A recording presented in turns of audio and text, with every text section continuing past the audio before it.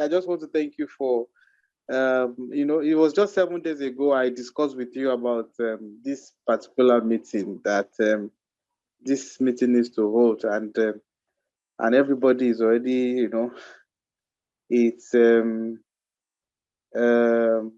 Olalekan saved I'm a doctor, yeah, but Mr. Olalekan saved a colleague of mine from losing 3 children, and that was how I got to know him.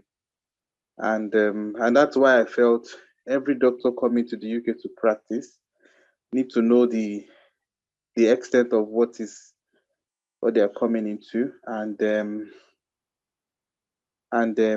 also, have a plan, because at the end of the day, you don't only plan your career, you plan the family, you plan everything.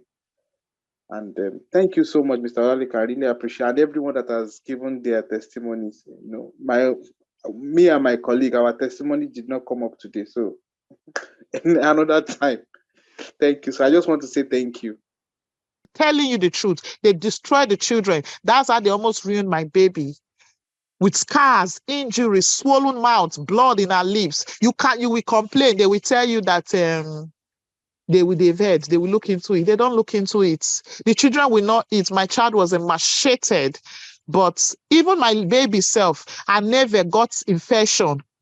They rushed her to the hospital. These people almost killed my baby. It still did not make them return the baby. Imagine taking a 3-day-old baby from the mother. All of this was without any evidence, just because they are the law, just because they felt they had power. And I can tell you that if it was not for God, if it was not for Mr. Olalekan, the truth is there is nothing I would have been able to do.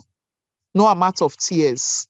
Because if it was for cry, if it was for challenging them, we did all of that. When they are ready, they are ready. They already had plans of how to put my children up for adoption. Mr. Olalekan wrote to the Nigeria embassy. He wrote to different organizations. The Nigeria embassy did not respond. They did not answer us. So when it happens, there is no one that will be there for you.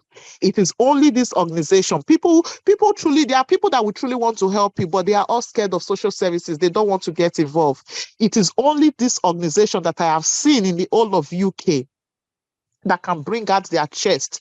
I say Mr. Olalekan is a one-man mopo, Abia they call it. The man, Mr. Olalekan has even followed me to appear in courts before, and the judge asked me who he was. I said he was my lawyer, Abi Mekezed friend. Mr. Olalekan know all of these things. So we are actually very privileged to be in this platform, and trust me, I know personally that everything this man is doing is just from the kindness of his heart. Why he's so passionate, why he's doing this, I don't know. And I'm not the first to be telling this kind of story. Sisters have also come to share their stories with me and tell me how he helped them.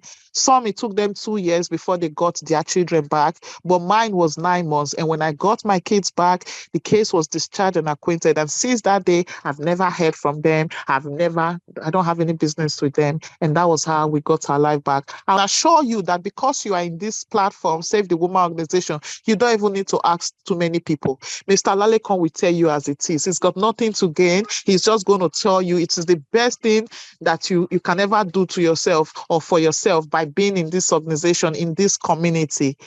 I call him every once in a while. I'm so busy right now because I have children to take care of, but God knows he's always in my heart. And when I call him, I say to him, please, sir, I would like to volunteer if there's anything you need me to do, because really what this organization did for me, my mouth cannot tell it all. But someday, very soon, one day, I'll tell my story, and it will never be complete without the Save the Woman organization. So thank you, everyone. This is a platform for us to learn from each other and to share experience of how childcare, parenting, and child protection / safeguarding in the United Kingdom can impart on the training, especially not just for people coming to do training as a GP to practice, but because you are coming with your dependents, this is a matter of concern. What kind of job your dependent will be doing, your spouse, and your children, school-age children, what are the things we need to watch out for, and how best to support each other, and what is the state of law in terms of child protection and safeguarding. And you all know from yourself, as a doctor, safeguarding is a matter of concern. So I will start by sharing my screen. Can we see my screen? Yes, we can. Oh, so please, Sister Dr. Halima, kindly Yes. help us accept You can people. call me Halima. Yeah, I'm accepting people. Help us accept people that Yeah. are joining. Okay. So my name is Olaleko Odede. I'm the founder and CEO of Save the Woman. It's a community organization registered here in England and Wales. What we do, we provide advocacy, training, and support to families. In my role outside Save the Woman, I also engage with the community. One of the roles I take on is a member of Crown Prosecution Service under the Hate Crime Scrutiny Panel. I'm also a governor, public governor in one of the NHS ambulance service, the one based in Northeast. And I also sat on scrutiny panel as a member of independent advisory groups for Cleveland Police. I am also a parent governor in 2 local schools, but I've resigned in one recently. In addition to that, I'm also a McKinsey friend. Some of you might be thinking, who is McKinsey friend? A McKinsey friend is somebody that provides support to families, individuals that are having a case in the court. If they don't have a legal representative, I support them with necessary information, with assistance, with emotional support. And I've been to court through a process, and we won many cases at the moment. In addition to that, I'm also very available in the community as an activist. So for tonight, we won't go through those processes. What we are here for tonight is about giving strength, support to families. And coming to England is the best decision for you, for me, for anyone at this moment, coming from wherever we are coming from. However, we need to be aware, as there are a lot of opportunities, you also need to be aware of what could be these challenges and how can you scale through those challenges. Because there's no point in you coming and get frustrated, get worried, and complaining. You won't move forward if you are complaining. And that is one of the quotes I love so much from Shirley Chisholm. She is the first African elected woman in American Congress. The quote says, you don't make progress by standing on the sideline, weeping, complaining. You make progress by implementing ideas. And that's what led to me when I came to do my doctorate degree in manufacturing engineering at TISA Uni. That was when we said, what can we do to better the life of people, especially African, Asian, minority ethnic community? And that's why we started advocating for family, especially people working in NHS.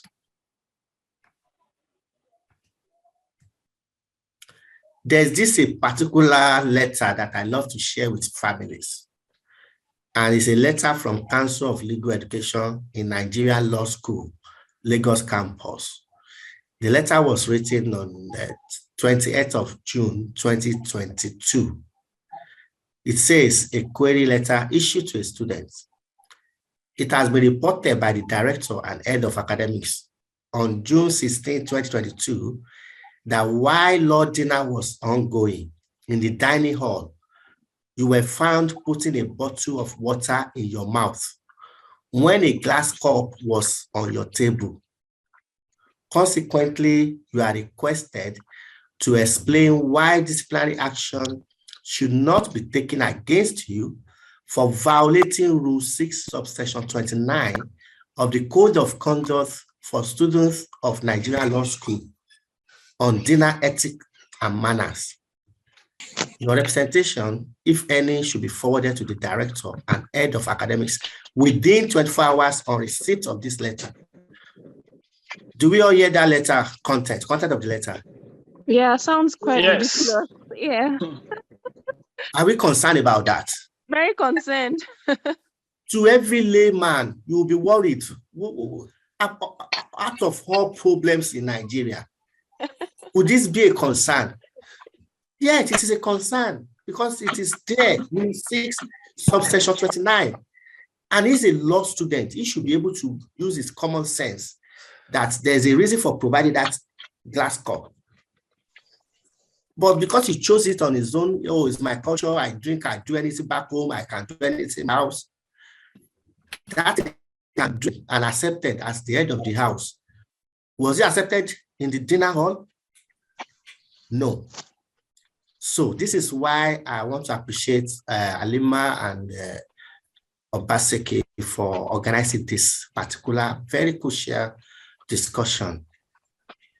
That what you think is acceptable where you are coming from might not be acceptable where you are coming now. So the first thing you need to do, you yourself, your partner, your kids, your children, is to be aware what are the law of the land of where you are coming to, so that you not find yourself being a victim of the system. Don't forget, where you are coming from, you think it's not perfect, it's not good, it's not.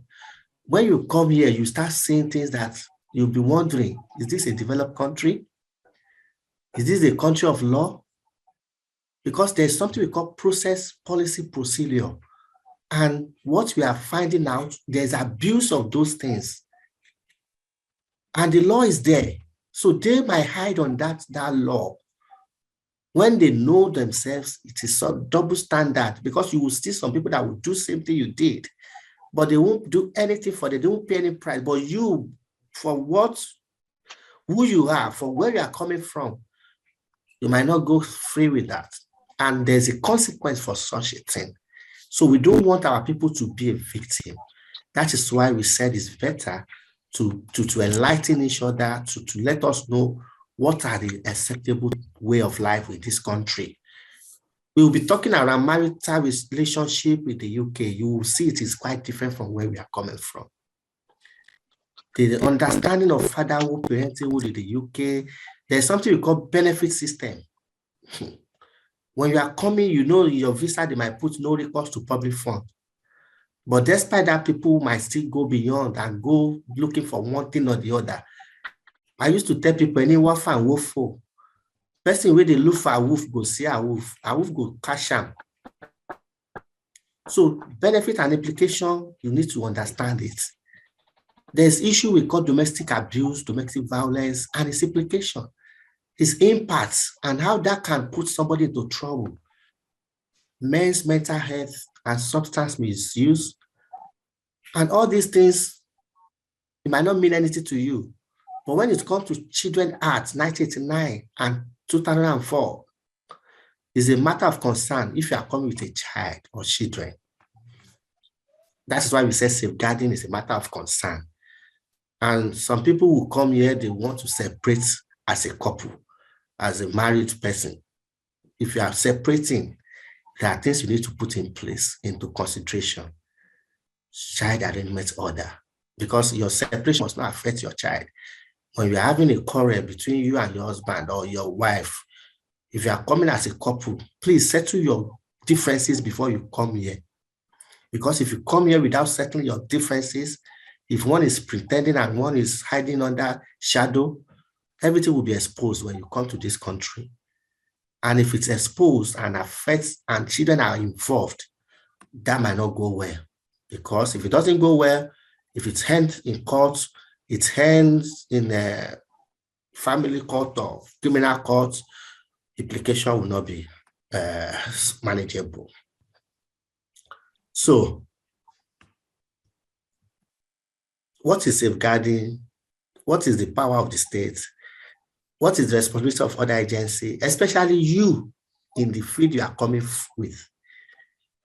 You are one of the key agents that is necessary to be aware of these things, because you can imagine if somebody that is not within the medical line did something, they might think, oh, probably he has a limited knowledge of it.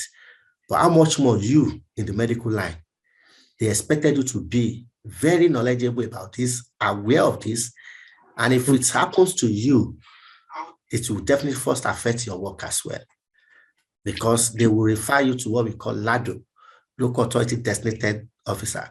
And that body must report to your workplace or your training center, and that will affect you. It's not just you, your home, your family. And what is the negative impact on this? We will talk about that. So you coming here to save a life, because you are coming to support this country, no matter how much they want to pay you. If they don't need you, you won't be here, because they need you. That's why you are coming, to help them, to help their economy, to help their health sector. So when you are looking after somebody, don't let don't let someone else, something else happen to you when you are looking after someone else's children, parents, families, and something else will happen to your own family. That's God forbid. We don't want that. And if it's happened, what is the legal definition and how that can be? There's what we call United Nations Convention on the Right of a Child. Article 1 defines a child to be anybody under 18 years. So my question is, are you coming with somebody under 18 years? If your answer is yes, can someone share the link to this meeting?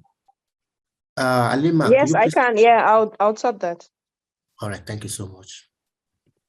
So, definition of a child, anybody under the age of 18 years is known as a child. And in this country, not even this country, anywhere, Article 3 of United Nations, best interest of a child is the paramount thing they will look, is the top priority. You might think, oh, it's my child, I can make decision. No, the system will decide whether it's the best interest of that child. And that child, as we are saying, is a child. Even if a child show love, say, no, I love my dad, I love my mommy, there's a body that will say, you can't make that decision at this moment. We are very sorry. But we have to make that decision for you. So it is what they think it is right, they will make for you and for your child. Even though Article 9 says separation from parents, children must not be separated from their parents against their will, unless it is the best interest of the child. For example, if the parent is hurting or neglecting a child, that is the word, hurting or neglecting. What do you think is neglecting? What do you think is hurting? Can we have a interactive session? Do somebody want to tell us what you mean by, what are the examples of neglecting and what can they say is neglect? What can they count as neglect or abuse? You must have done some training through that. Do you want to say something? Yeah, we can. I mean, for example, if you're not seeking appropriate health care for a child, you're neglecting the child, you're not providing for the child, you're not feeding the child. So neglect can be in different forms. Yes, it can be in different forms. But sometimes the situation, you'll be worried when it happens. So we don't want somebody else to decide for you what they believe in their own way is a neglect. So this is for people that are religious. We always tell people, let no one deceive you in any way. You just need to know the truth so that you'll be set free. As a father, the Bible says, do not provoke your children. Bring them up in the way, nurture them in admonition of the Lord. Some people say, how will I provoke my child? How will I make my child angry? How will I make my child get mad, get worried, get concerned? That decision you make, sometimes you didn't carry your child along, there's no proper communication, effective communication. Your child will be worried, will be hurt, will be sad. And that can impact on the well-being of that child. And if somebody spots that outside, forget it. It is a concern. So, but if it happened, there's a protection under human rights, but you might not have that privilege because your parental right has been shared by the state. So they make a decision in some cases. They can seek your consent if you don't, but at least they made you to aware, and they will take that decision. But there's what we call the Act is the United Kingdom Act of Parliament, which allocate duties to local authority, the court, other agencies in the United Kingdom to ensure children are safeguarded and their welfare is promoted. So they need to, so if something is spotted, if there's a disclosure, and if your child, like I've asked, how many of you are coming with a child under age 18 and who are on a school age child? Yes, not up to date with immunization, dental care, eye checks. These are the very, very concerned and major concern. Even if they are not going to school, they are missing school, the attendance, part of attendance is neglect, is a big concern. So you cannot sit at home, or because you want to go somewhere and you say your child is not going to school today. That's not possible. And the habits of auntie, please help us take your child to school. Aunties, please help us bring your child when you are coming in the afternoon. It's not practice here. So you need to learn what are the things that is acceptable. But if it happened, you have a right to some extent, but they might not tell you the process. We've got something we call Section 17. If they spotted something about a child or they made this disclosure, they will assess that. There's a multi-agency meeting, they will do strategy meeting. From there, they will decide whether there's a need for child protection, inquiry under Section 47, or they can look into it within the child in need under Section 17 assessment. But they might not tell you whether Section 17 assessment is mandatory or voluntary. But if it happens, if there's a concern, please look for support immediately. Look for support, ask for support, because asking for support will help you a lot, rather than you being in it alone. So before I proceed, I will just stop a while here, because that's one of the things I want parents to share with us. Why is this important that if then somebody raises a concern and you are aware your child is in school, they say, please, you can't take your child now. We're having a concern. We need to contact the children's social services. We need to do some things. What do you do at that moment? So I'm pausing it now just to bring one or two people to share the experience. I will first of Dr. Kingsley, are you there, sir? Yeah, I am. Yeah. Thank God you are one of the colleagues for people coming on board. So please, I just want you to share live experience with people, and what advice will you have for people coming newly to this country? Okay.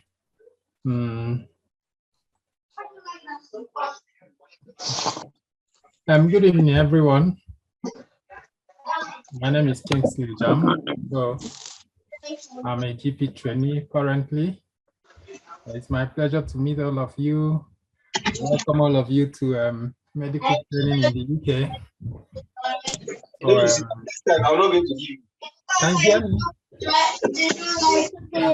I'm just checking something. Wait, why do you keep disturbing me? Hello, sorry. Let me just mute other people that are not talking.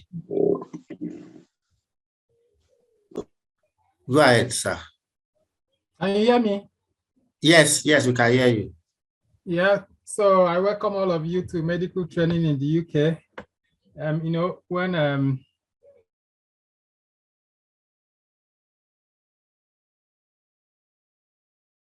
We can't hear you again. and give my pieces of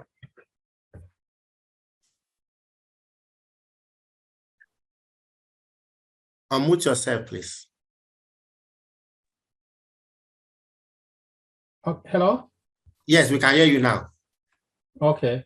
Yeah. So when Ola told me about this program and asked if I would be, happy to attend, I said, why not? So it would be my pleasure to, share my experience and give one or two pieces of advice to those of you coming in newly. So, and when I saw the title, it said how child upbringing can affect your medical training. Yeah, I said it was really apt because it can really affect you and your training in the UK. So I am a living example. My family has had contact with social services, and it has affected my training in some way. But then everything is still okay. So we are moving on. It is real. You might have heard stories about, social services and child protection, and you might be thinking it's something far away, some theoretical stuff, but it's real and it happens like on daily basis. So what happened to us? What happened to my family?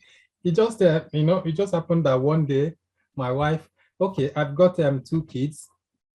My daughter is 8 and my son is 5. So they just joined me, when I moved in, they weren't here. They just joined me couple of months back.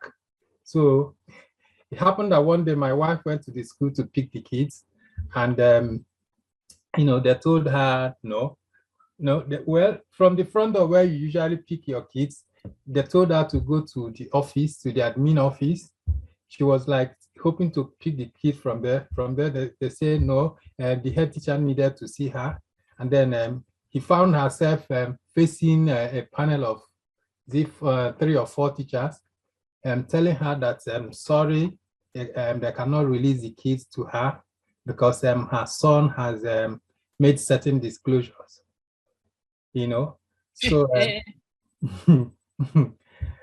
so, she was so surprised and was like, what kind of thing is this? What's going on here? So it happened that I wouldn't know what brought it up.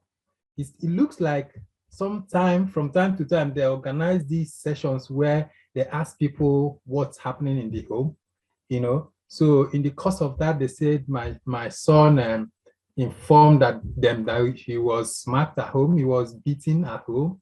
So, and then what they did, so they said he had told, is it 3 or 4 different teachers? So what they were doing, I presume, is they will send a different teacher to go and ask him, and then they will send a different teacher to go and ask him. So of course, he kept saying the same thing. And then they called social services and refused to. So they kept my wife waited there, begging them. If she said, she even knelt down, pleading with them and all that. And funny enough, they were all recording all the acting that she acted over there. They recorded all of them. So at the end of the day, after waiting for like 1 hour or so, they released the kids and told her they should go home, that the social services will be visiting the house that same day. Of course, they came knocking at the door that evening. And then they said this, that. Manuel is my son's name anyway. He told the teachers, he told them that he was beaten at home, he was this. Oh my goodness. So it was so surprising. So my advice is that I'm sure maybe a lot of people kind of smack their kids back home in Africa, in Nigeria, where we're coming from, where it's acceptable. So the advice is that now you are in a new environment, you should devise a different way of instilling discipline. Yeah, because don't think that whatever happens in your house stays in your house. It might not work like that, because your child might not even go out of his way to report what has happened, but they have a way of getting these things out. And they make this thing like fun. They present the environment, fun environment that encourages kids to overtalk. Of course, the kids will even realize that whatever they say has any implications at all, So it's just something you need to be aware of. So, and that was how we started. They visited our house that same day and talked, went into the kids' room, spoke to them in privacy, came down and said, the woman said, okay, we'll go and talk with her manager. Then tomorrow he will get back to us. By tomorrow he called and said, okay, that they have classified the case as they've classified the case as child in need. So child in need is more like a milder kind of concern, not really, because the child didn't have any marks, didn't have any signs. There wasn't any evidence that should show. And the child actually, when they asked the child, they asked both my son and my daughter, when was the last time this thing happened? That both of them could not remember, which would have suggested that, this thing hasn't been happening like that. We admitted that back in Nigeria, we smacked the kids as a way of discipline, and it was acceptable culturally. But then ever since we've been over here, we are aware of the different expectation, and we haven't been doing it. But then whatever the child says, that's what they take. They don't listen to you. Your own doesn't matter to them. Anyway, so that was how they say they've classified them as a child in need. And then said they were going to be providing us support, and if we want, but the one thing with these people is that hopefully you will never get into this situation anyway. But then if it happens, one thing with them is that they will be speaking to you in parables. If they happen to classify a case as child in need, at that point you have a right to say you don't want their support, and then it ends there.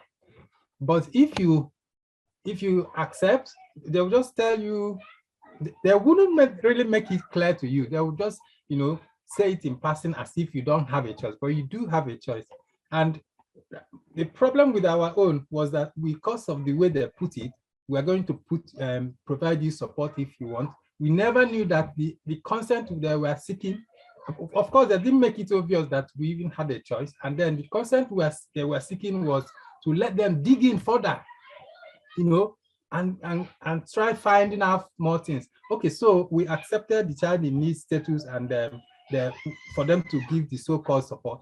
Then the next thing is for them to go back to the school and start asking in-depth. They just had them done and start digging deeper, asking more in-depth questions, and then they now say the child has disclosed further things, And then, so I wouldn't know what kind of question they asked the kids. And people that told you initially that they can't remember when last they were smacked. Then this time they're now telling you that they were smacked last week, and then they now added a whole lot of other things. And that was how they escalated it and said, no, it's no longer child in need, it's now child protection under section 47.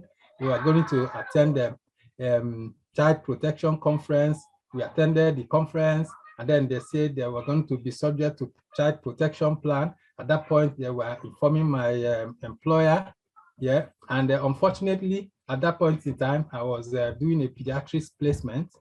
But then whatever placement you are doing, you are likely to be coming in contact with kids. So, and that was how the pediatric placement was truncated. I was asked to, they just called me and say, sorry, because of this, you are not going to be having any unsupervised. I'm sorry, this noise at the background.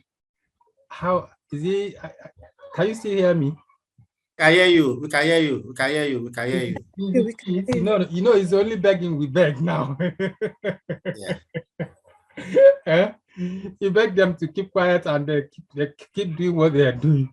All right. Anyway, so they said I could no longer see kids unsupervised, and therefore I was only going to be working in the clinic, because initially I was working in the emergency, in the clinic, and even in the ward. So, and that was it. After 1 week of clinic duties, they now said no, that they don't even want me to come to the hospital again. The training scheme, the training program contacted me and said, one of the TPD spoke to me and said that I'm advised not to go to the hospital again, that what I was going to be doing now is going to be non-clinical academic work. And then I sat at home for close to 3 weeks. And then they now said they were going to get me another placement. And that took them like 6 weeks, so like around 6 weeks. And my training time was going, because when you are doing this thing, you're supposed to be, collecting workplace-based assessments. There are things you can't just do at home, even though you are reading your book. So it was actually going to affect my training. But thank God that at the end of the day, it didn't. So eventually, they now found me a placement in a GP practice. But then some inconveniences came along with it, because this practice was now like 45 minutes drive, whereas the hospital where I was just more like 15 minutes from where I live. So I now had to drive all the way, and then a lot of other things, financial implication. And of course, you know that when you are in hospital, you tended to earn more than when you are in GP. So these are the things. But then I still thank God that there was no interruption per se, because the training program, I know they looked at the period as still remaining in training. If they had classified it as out of training program, that means you would have kind of extended the whole length of the training itself. So that was my own experience. So it was a big thing. They got the police involved. They went to the GP to get information to see if there had been any other neglect or any other thing. They went to their school, took their weight, took their height to see if they are malnourished. Police invited me. I was with the police, and they took statements from me and all that. So and then we were to go for a review conference in 3 months, and then they asked us to organize what's it called, family support network. The funniest part is that one of my colleagues, because they said we needed to organize what they call a family network, people that will, they say, if it could be friends, it could be families, people that will be checking on the kids from time to time to make sure that they are safe, they are this and that, So I contacted one of my colleagues who is also a GP trainee living close by. He accepted to be part of the network, 2 colleagues like that. So, and then he attended the Child Protection Conference just because of one comment that he made, like tending to support the parents rather than the kids. Can you imagine that they reported to his employer, and then from there they also started harassing him, telling him he can't see kids, this and that. They are not sure the kids will be safe under his care again. As simple as that. So the thing has even now created, like, should I say, some friction between the guy and our family, because he now seems to see us as a source of problem for him, But then at the end of the day, they had to ask him to do safeguarding, to repeat safeguarding training. We all did safeguarding training. It's like compulsory, you must do it before you start. So he had to repeat it again, and then they assessed him before he was allowed to continue doing normal work. So so that's how it's been up till now. So luckily, because there wasn't really much to hold on to, is our family, they come around, they see the way the kids were behaving. The kids were not scared of anybody. The kids were not like, we were not even strict type of parents. So after 3 months, we went for the review conference, and then they now stepped it down to child in need again. So they are off the child protection plan.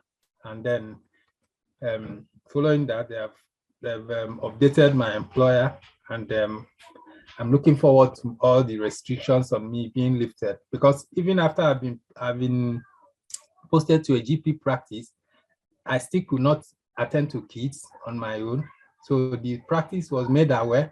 They will write it under my appointment column: no kids, only people from 18 and above. If I had to see a kid, I have to have someone else with me.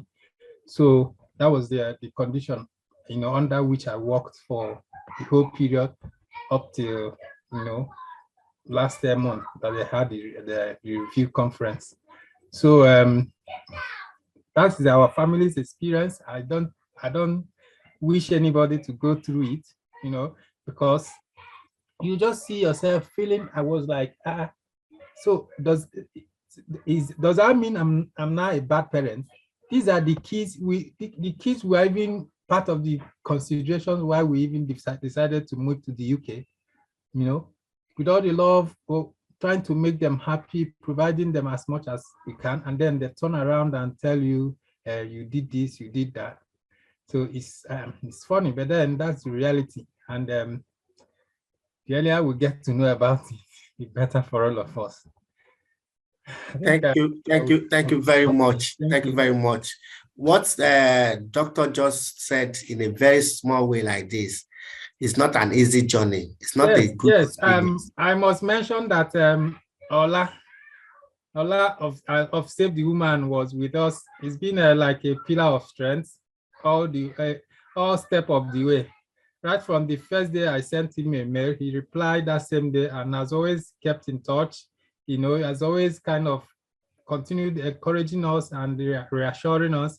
And then I also noticed that, you know, when they see him around, he's been attending all the meetings, all the conferences, all the core group meetings, care group meetings, all of them. He's part of the family support network.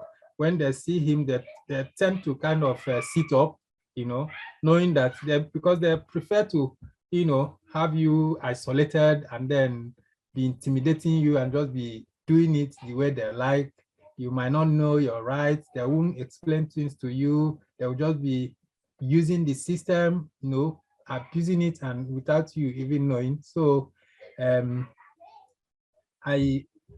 am very grateful to Save the Woman and Ola in particular for the, you know, dedication and assistance they've given to us. So if you should have any such experience, God forbid, but it's in your own interest to get in touch with people that will support you as soon as, you know, it happens, so that, you know, you won't make more mistakes along the way.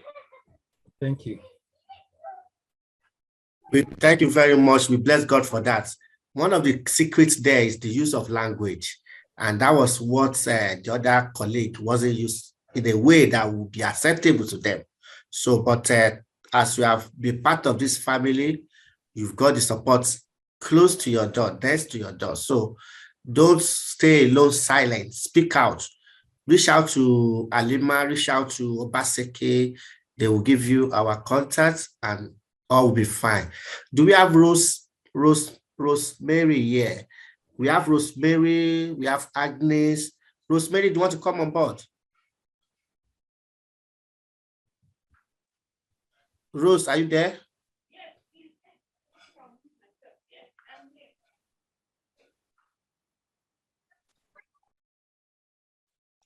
Which only do we have here? Sorry, I have to mix. Okay. 1 minute.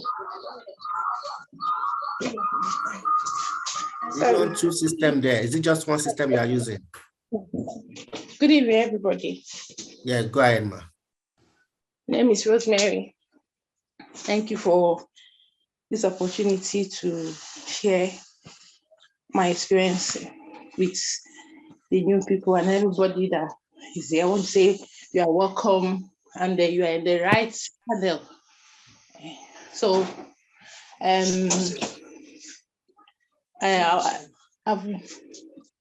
want to start by saying this Save the Women group have been helpful to our family.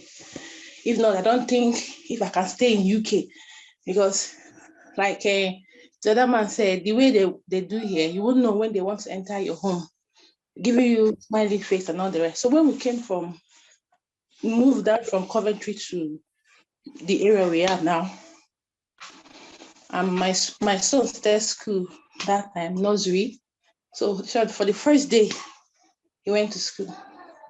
Divine did this, he did that, he pushed the whole classroom, wound everybody, from the first day. We don't know anybody and we just neutral here. Lockdown, couldn't attend church because of lockdown. So we are just on our own. So every day. To the extent, they went from beat somebody, he do this. Sometimes hearing some asking something behavior that I say he did. I said all these things you're saying, not been seeing from our son. And before you know, it's church started, so they're going to church, other places, no complaint. Then they'll say that he removed this, he did this, he did it. No, you'll be wondering. So before you know it, they started calling social worker. Before you know it, they started calling social worker for us. Because look, the first day I heard about the social worker, because before now, when we were in Coventry, we didn't see such thing. Though something about to happen, we moved from that area. So at the end of the day, what brought social worker to our house the first day, the first experience we had, when I gave birth to my second son. So the head visitor, she came, though I don't have an experience about all these things before, but with her question and everything, I was like, are you for me or against me? Because it was obvious that these people are wanting something from you or want to, I don't know. So we've not met and saved the women, all this thing, we are just on our own. So you were like, this is asking me this, are you okay? Are you this? Are you this? Are your husband taking care of you? Are you this? Are you this? So many things. You'll be giving you a smiling face. Are you want to even open up maybe something, thinking they're there for you, don't know that they're against you, or they just want to, scatter, take your children from you and go away. So they are not asked, are you for me or against? I say, no, she's for me. She's come to support me. This okay. So movement continued. There was a day I told her, she called me that she would be coming. I told her I won't be around. I want to go to this. She insisted at least as if it's a right for me to open my door for her. That there's need. I said, okay, can you shift it? I won't be available. She insisted, not knowing that she just wants to use that day to achieve her aim.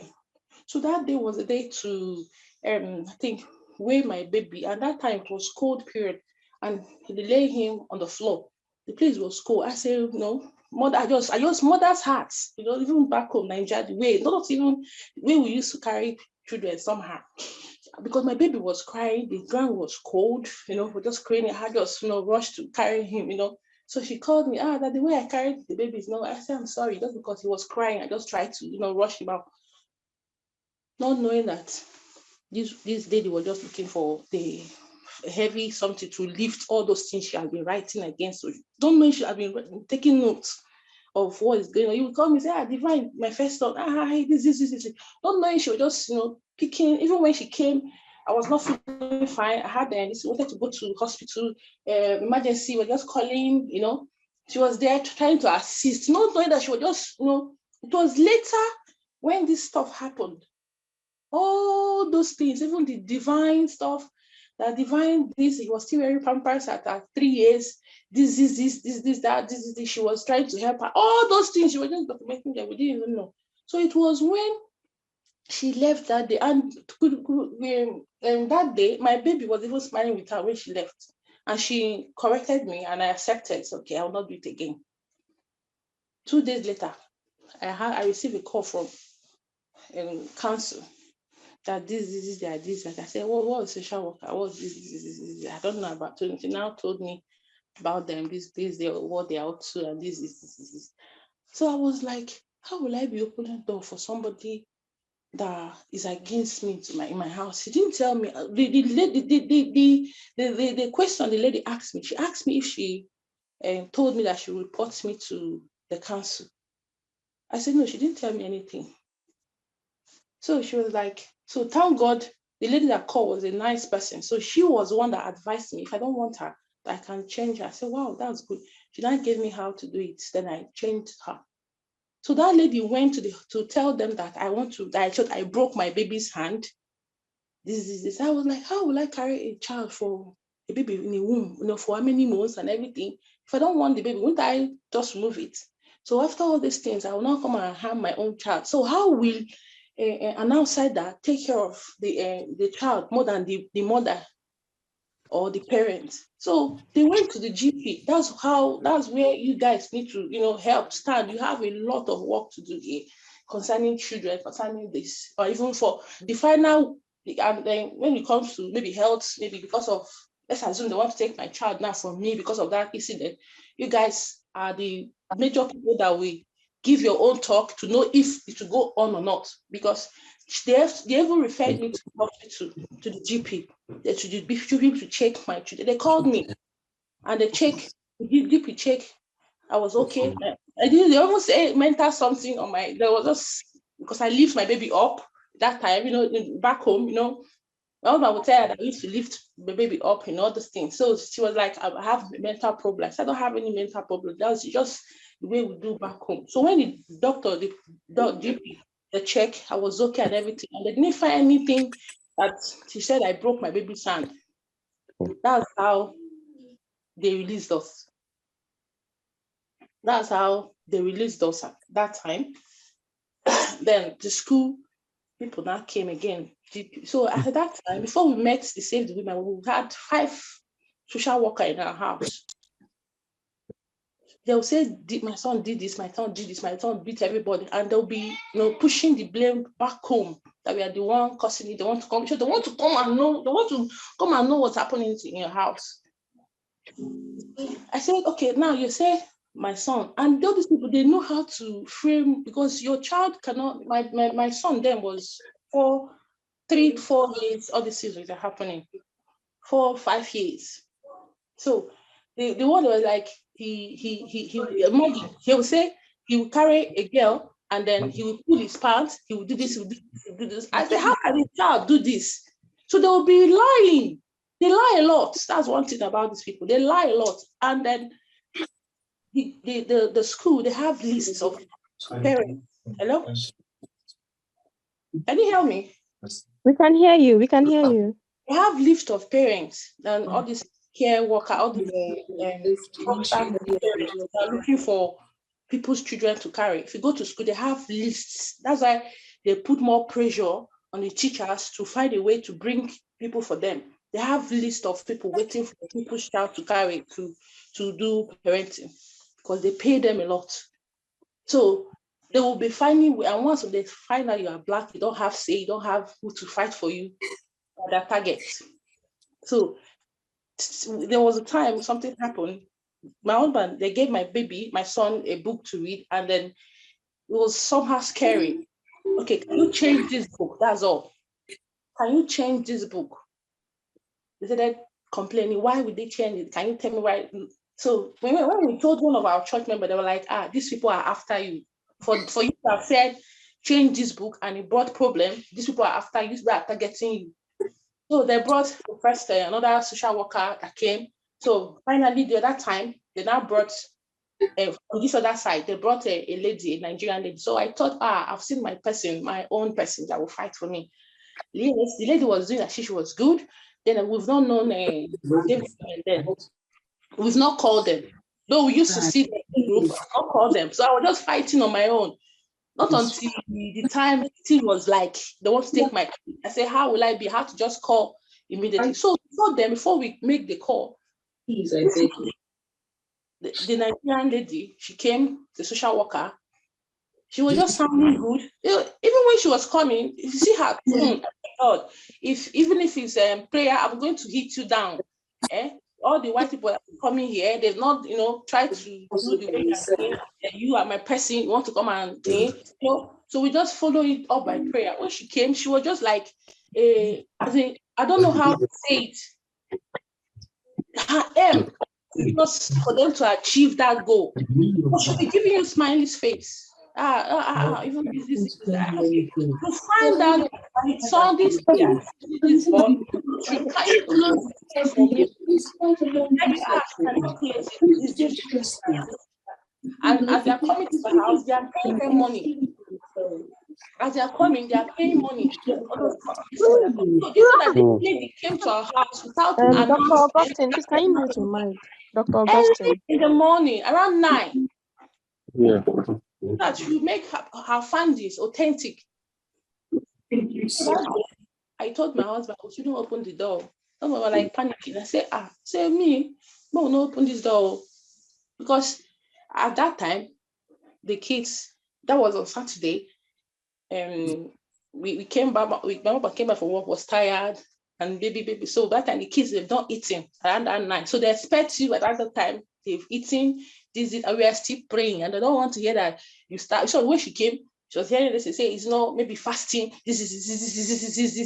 So by the grace of God, with prayers, she came, she calmed down a little, was telling me this. So she told me something, but when she goes at my back, she will be, planning a way for them to carry the kids.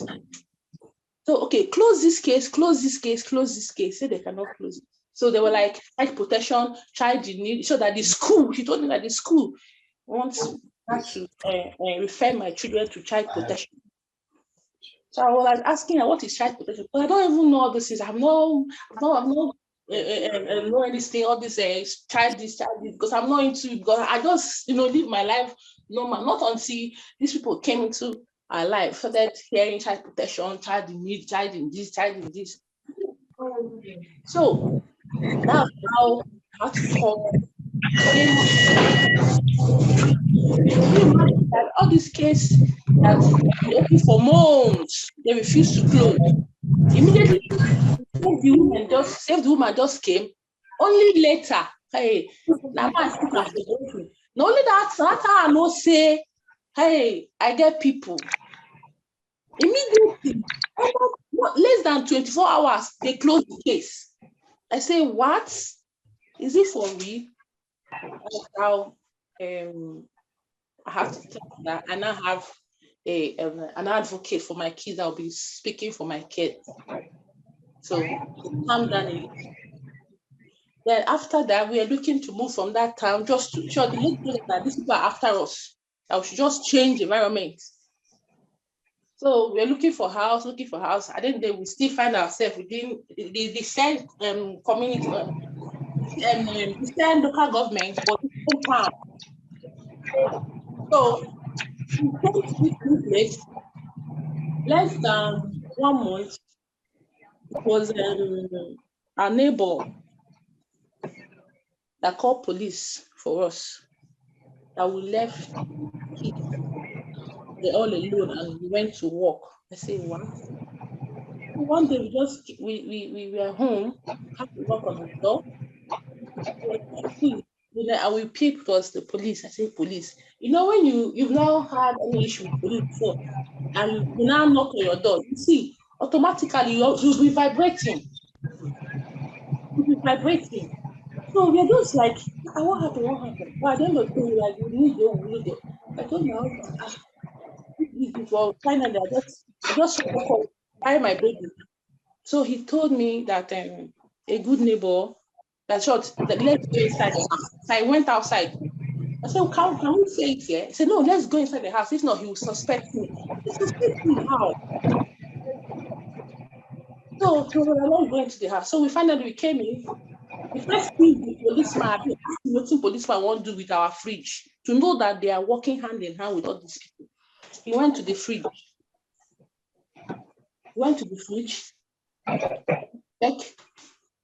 It was videoing everything.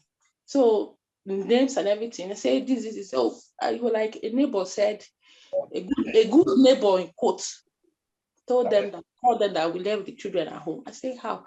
I was asking him, is it possible to leave 1 day and 5 years child at home? You will not hear this, you not hear cry all through the night. People will not gather. So how is it possible? I said, when I went, so that they saw me early hours of the day coming from work, came down from car, So I don't know that these people are monitoring you. You're your own, doing your life, carrying your things. People are there monitoring you. People that felt maybe they want to wicked you or whatever. I think they paid them. I don't understand. So that's how they came in. At the end of the day, they were like, and that day, my son started school here newly. Okay, let's go and check. And they found out that 2 adults are there. So it was not possible. That was not enough. At least if it's what he came for, he would just go. But to show you that they use that one as this thing to just enter our house. So they came and they find out, okay, let me go and check if the children's room it's okay. If the room is if the children are safe, let me go and check their room. But think concern police, concern children to show you that they are working hand in hand with all these guys. So they went to the room, check. Okay, let me go to the kitchen and check if there's enough food. Tell me what it concern police. So let me go to the kitchen and check if there's enough food for the kids. Went to the kitchen. And that day it was on Friday, because we used to shop every Friday, the Saturday during the weekend. So you won't tell me that the food we bought, despite one or 2 days, we still buy things and keep. And that day, thank God, my husband bought some things and kept, and keep in the house. So the police went to the kitchen, saw everything, saw Indomie, saw this, was like the food not enough. I say, you can see my child here, and the one in school, they are all heady, they are not minority. They can even call. I listed some of the places we used to buy things, and then they should go and ask. My children are okay, we're taking care of them. So after the police apologized, no, he didn't apologize. He just said, if you want my assistant next time, you call me. I said, I go. The next day, social worker. So you know how normally, since they found out that it's not true, they would have closed the thing and everybody, but that was not the end. They have to transfer this thing to social worker again. So when they called, they called me and I told them, this what happened, this was happened. We are home. They said, why they are saying that so many parents will leave their children and go to work. I said, I cannot leave my children. Who are we fearing for? It's not for them. So tell me, how is it possible? At least my own, they are still tender. How will I live 1 year? Just my son, just one of them, just leave them for 5 minutes. You will hear the whole compound, noise. So how much more you leave them for that hour? See, it's not possible. I cannot do that. And then they want to see if they are being taken care of. The same thing I told the police. That's why I told the social worker. You can call the school. So you know that they went to the school to check the height, the weight, and everything. And thank God, my son, if you see him, they're not malnourished. So we're just looking for faults, how to separate the family and take away your child. That's their aim. You think they love you, you think they care for you. Mostly, once you are pregnant, you start hearing things. You care, you want this, you think they are for you, not knowing they are finding something, how to come in. I told them every time they're asking me, I don't want your support, I'm okay. I want family help. I have family, I have friends, I have family people, I have said the woman have that are supporting me. We don't need your support. So that period, the school called and they find out there's nothing. And I also told Mr. Ola, look at what's going on, I should calm down. And I thank God for them because they helped us really. If not, I don't think if I can stay here anymore with my experience. So one thing I like about him, he's giving you hope. Even when you think that you are about to die, to kill yourself, he's just giving you hope. That's one thing I like about him. After that phase, they send the letter. It's not yet time. They find out that what this thing said is not free, and this is that. And for them to conclude, so for now, the case is closed. But before then, they now said, it's not yet time for us to come to your house. You can imagine, that's the last word they used to close that letter. It's not yet time for us to come to your house. That means they're targeting us. So what now brought my children under child protection? There was a day, my son, I came back from work. That day, I just came back. My son awake at that time, around 5 or 6. I said, what are you doing by this? I say, uncle is bringing something. Uncle is bringing something. I say, which uncle? He said, uncle in the school. I said, uncle, which uncle? He said, nobody will bring anything. He said, he's bringing something, delivery. I said, nobody, it's only your parents that will buy it. He said, no, this one I'm promising. He was just waiting. I said, and that time I was feeling sleepy. I was like, this boy. So he was still insisting that uncle is bringing something, uncle is bringing something. I said, who is this uncle? He said, hey, you want to buy something? They said they will bring something. I said, nobody will bring. So we sat down. So let me just hear him. So he was like, Mom, they are teaching me batting in the school. Say batting. He said, they are teaching me how to smoke. They will bring me and be telling me. I said, why would they teach you how to smoke? That they want everybody to be a bad boy. So they want you to be smoking. I say, So I remember that time because there was a scenario that happened, this same thing that happened. We told the school, they just filed it and put it under the carpet and nothing happened. So this one, I had to rush and get my phone, started recording it because that time they denied. They'd say anything, they just, cover it up. And a child will be saying something heavy that is happening in school. They will not want to care. And then they won't care. They'll just wait to, I don't know. I was like, what's going on? So that day, when I told them, I sent the thing to, he said we should just, maybe next time, we should just, record it, something like that. So that one happened. I have to get my phone immediately. Come and see what my son was saying. Our teacher are teaching him what they are doing. So I'll ask him, do you tell your teacher when all this is happening? He said, my sister will tell you, get away. And don't, you silly boy. Okay, you met your teacher and like, this person is teaching me bad thing, teaching me bad that. They will bring phone, showing 5 years old boy, blue film or naked people dancing. What is their aim? Okay, imagine that my son is not talking. That's how they will be spoiling him quietly. You won't know what is going on there. Okay, when you hear all this kind of thing, but back home, if you're Nigerian, I mean, and then go face it. But here, you have to still use, way to, and not just withdraw your son from that school immediately. No, they'll be the one that will decide where your son will even go to. So he was saying so many things, deep things. And I was angry. He was like, and the teachers, all the teacher wants him to be kissing them. You be thinking, the boy just saying, he said, no, it's not lie, it's true. He said, but when you start mentioning names, this one did this one did that. Okay, the one that brought phone and was showing him naked people, bad dance, teaching him bad dance, he will say, no, I don't want it. He will run to the teacher to report to the teacher. He said, you silly boy, get out. So that means they are working hand in hand to spoil the kids there. So another one, he was saying, even, Mom, if I want to say, he now asked me, Mom, why did you take me to that school? When a child will open his mouth and asks you, our mouth asks you, Mom, why did you take me to that school? I was like, how? I said, they're teaching me bad things. I don't want to go to that school anymore. I said, no, you have to go. When they teach you, don't say, the teacher, when I want to go and eat myself, the teacher would follow me to the toilet and remove her clothes and tell me to touch her breast. I want to scatter my head. I shout, Jesus, Jesus, Jesus.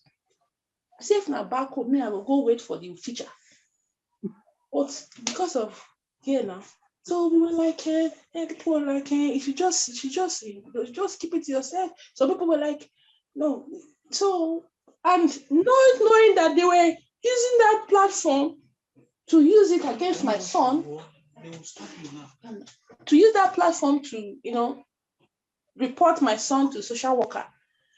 So when my son said those things, but when we sent it to the everything to Mr. Ola, so we're like, we should just calm down that time. But when we now called him to tell him that, look at what they're saying, they want to talk about my child's behavior, not knowing they're the one doing it, so they will say he's the one.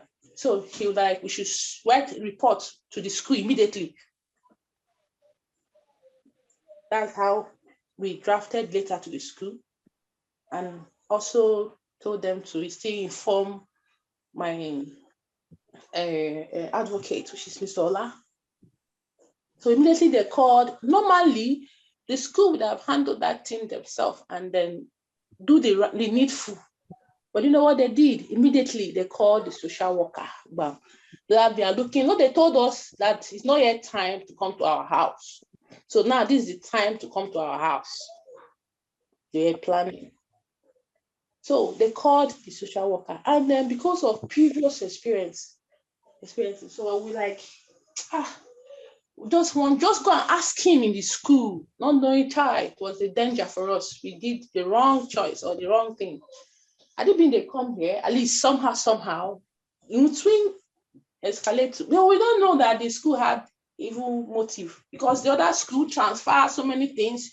They were after us, so they have to transfer all their kidney call for these people to finalize the action to carry the child.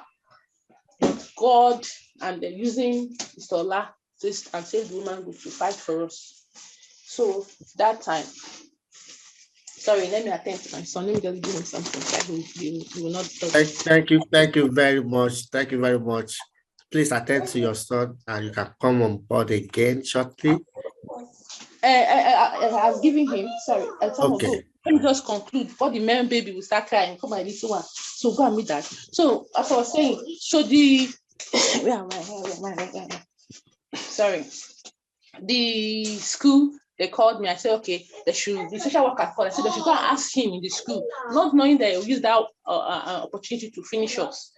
So when they called, and then they sent the person that will go and see my son in the school. You know what they said? That my son said my son did not say anything about those stuff we discussed. At that time, I was not feeling fine.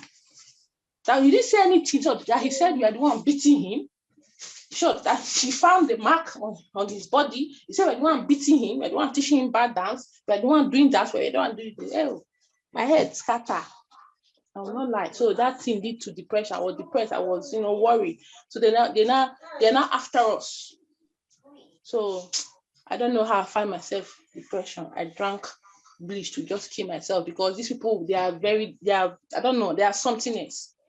And what Mr. Ola told me that time, I remember, he told me they are trying to weaken me, because once they're able to get the mother, they know that the father cannot do much. So they will have the way to finish the children, to carry the kids. So I thank God, even when I was in the hospital, I was calling me. I drank bleach. Seriously, I was depressed. The thing was too much. That's how, even that one, I gave them another thing to still call me more. But thank God, I recovered fast. Thank God, God took control, because it has been something else. So that's how Mr. Ola was encouraging me. Even when they are coming, say, just you have to be strong. You have to be strong. You have to be strong. You have to be strong. So many things. Finally, they now use that thing I did, and the beating, they said, we beat my son. They don't want teaching him bad dance. So they were like, the children are not safe in our house. Sure. In fact, they even said my husband shouldn't leave the kids for me anymore. Just my husband. Sure. Even me, I cannot carry my child. When I came from the hospital, if you see what my son said, that Mom, I don't need you again. Oh, come and see. I have to kneel down. Know that these people they are really after us. They are trying to come in to finalize the thing. So I said, I don't kneel down and beg my son. Say, I'm sorry. I don't know when I did it. This is that. My son was telling me I cannot take him to the school. That he should tell, Mom, he'll be looking at me. If I ever want to go outside, say, Mom, this, you want to go and kill yourself again? So they will be telling him, refreshing him all those things in his mind against me. But thank God for Jesus. So when they now put them in child protection, they were like, okay, they want to do this, they want to do that. They called the hospital. There was no history. That's when you guys also need to stand for people. There was no history that anything like this happened, that what I did, or we beat them, or they went back. They were just looking for a way.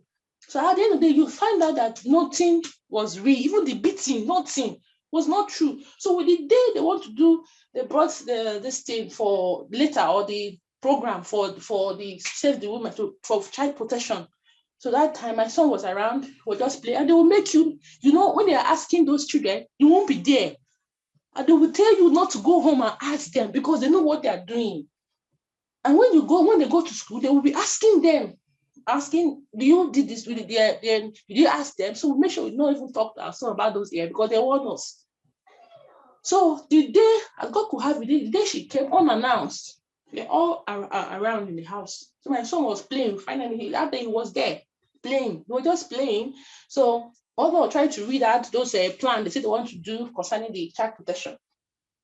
So my son overheard when they were saying, he read the thing out that my dad and my mom are the one teaching me bad dance. My son, the place he was playing, that's how he came. It's not my dad and my mom that was teaching me bad dance. It's the school. He called the name, he called the person.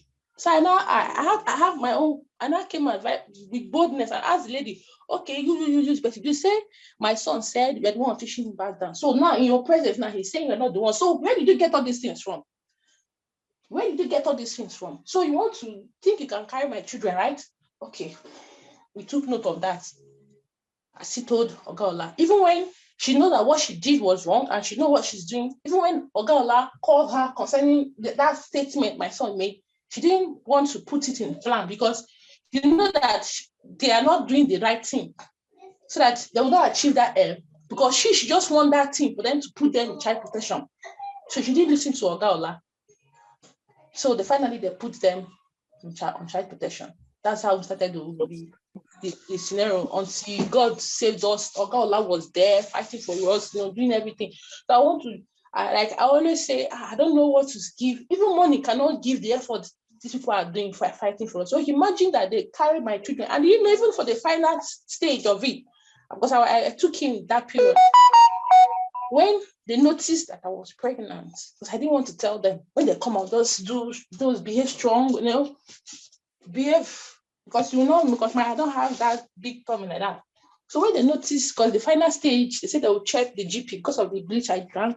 They'll check the GP to know if I have mental history and everything. That was the last thing they did. That was the thing that made them to know that I was pregnant, because my midwife opened up to them and everything, tell them I'm pregnant and everything. So she was surprised. I was like, I thought I told you. I have to cover up. I thought I told you. All this while you're coming. Say no, that even I didn't think they know that I'm pregnant. Even the baby that is in the womb would have still be in child protection. Imagine. So I didn't be, maybe the whole scenario happened that they'll carry them. That means they'll still carry the one. Immediately I would deliver the baby in the hospital. They would have carried the baby. But God, glory be to God that they didn't see any force. And as they were coming, they were not seeing anything. And my son, and thank God, the good thing that happened, the lady they brought was a mother. She told me that she will fight for me. She will make sure that things are okay, because she found out that lady lied. And that's how God helped. And then with the help of Save the Woman, that's the truth. Because if you don't have any voice here, they will just finish that person. They will do their this. But when they notice that you have somebody, you have a voice. Because the thing happened, the so-called neighbor was still calling people. Even Christmas time, she called the police that we locked the door, we locked the children in their room. I bet, tell me how somebody with their house will know the waiting to happen for a person room. So I don't know whether they were paying her or paying them to, do all those things. To the extent, I had to tell them, that one, that this thing is getting too much. That if she tries it again, I'm going to sue her to court. They shouldn't think that I don't have people. I have people, not only Oga Ola, I have many of them. I have to just make them, scare them. So I have many of them. There are many. When they come, they'll come after you people. So since that day, even we are making noise, anything happen, nobody puts mouths anymore. They now find out that we have backup. So the truth about this place is that don't be alone. That's one thing about it. Maybe you might think that this. When people come after you, you will be surprised. You can't only question, they'll ask you, start asking you, you won't know what to say again. So, and then other things about the children have to, the children here, they care more. They don't want to know whether you are okay or whatever. But you see the children, they don't play with them. So, and then another thing I have to say, you are the right channel. These people are good. Nobody prayed for all this kind of thing to happen to. I don't even wish, even my enemy, this kind of thing that we pass through, seriously. But we have to be careful and then follow their classes, join them and learn from them. I think it'll be fine. Thank you. Hello? Thank you very much for that. I would just appeal to anyone that's here that would like to share experience. Please, let's just be short, okay? So that because we've got more to share for families, what they can do, how they can support themselves, and what programs, what training are available. So, but live experience is good to be shared. That's what I believe. Do we have Han and Sherry want to come on board? Please let it be just short, okay? And Sherry, like both two speakers have mentioned now, you just have to seek for right support at the right time. Because if you are alone, they can abuse that power and they can complicate matters. They will just say they want to support you, they want to work with you. That gives them consent. Even if you don't know it's a consent you have given to them to speak to your children. And through that, it gives them a chance to find out more of information. And these children are innocent, you know what I mean? So they will ask them in a very calm way. Hand, are you doing to share anything? Sherry, are you there before we continue? I'm here. Okay, go ahead, Sherry. Good evening, everyone. So what happened to us was back in November 2020. So I have 3 boys. So my middle son, I caught him looking at some very, very disturbing and inappropriate videos online on his tablet. So I got very upset and I hit him. So that was during the night, and then we went to bed. In the morning, got up as usual, went to school, and he used to walk alone to school because the school was just like a 5-minute walk from the house. Then at about 1, we had the police like knocking on our door, and I was wondering what's going on. So they asked for me, I said yes. And then they said that a parent notified the school that my son has disclosed that I had hit him the previous night. So I said, yes, that is what has happened. And literally was 2 big policemen in the house coming to arrest like somebody, like, I don't even know, the way that they just had a big van outside my house, like they were coming to get a criminal or something like that. So we sat down, had a chat, they took a statement, and then they said that, well, all 3 children are not coming home. So I said, okay, fine. The next people that came were social services. And then they said the same thing, that a neighbor, no, not a neighbor, they said a parent disclosed that my son had said this to them. So, okay, I knew exactly who it was because in that area, we are the only 2 families that go to that school. The other, there's just more closer schools. So I knew exactly who it was. I said, okay, fine. And then, the kids didn't come to school, didn't come home. They said, just pack like a few things and whatever they're going to do, like an assessment on the kids, physical assessment. Do I consent to that? So not knowing anything, I said, okay, that's fine. They said they wanted to speak more to the children. So at the time, my youngest was 2 years old and my eldest was 15, but he's autistic and he's nonverbal. So everything that they did was reliant on one child. So then they interviewed my child. He said whatever he said to them. It was only when the guardian came, the children's guardian came to my house, and she just came as if she's, coming to help, to try to get to the bottom of this. What is going on? Is there any issues? Those sorts of things. And automatically I opened up. I said, well, we have had some trouble, behavioral issues with our child, but we have been managing, we've been fine. It's nothing serious. And then a month later, keep in mind, this whole time we had not seen the children or anything like that. No contact had been made because we are now viewed as a danger to our children. And then we read the reports from the Guardian and the social services and all of that. We were in absolute shock of what the Guardian had to say. First, she said that my husband and I were not accepting any sort of responsibility for what had happened. We were just putting the blame on our middle son.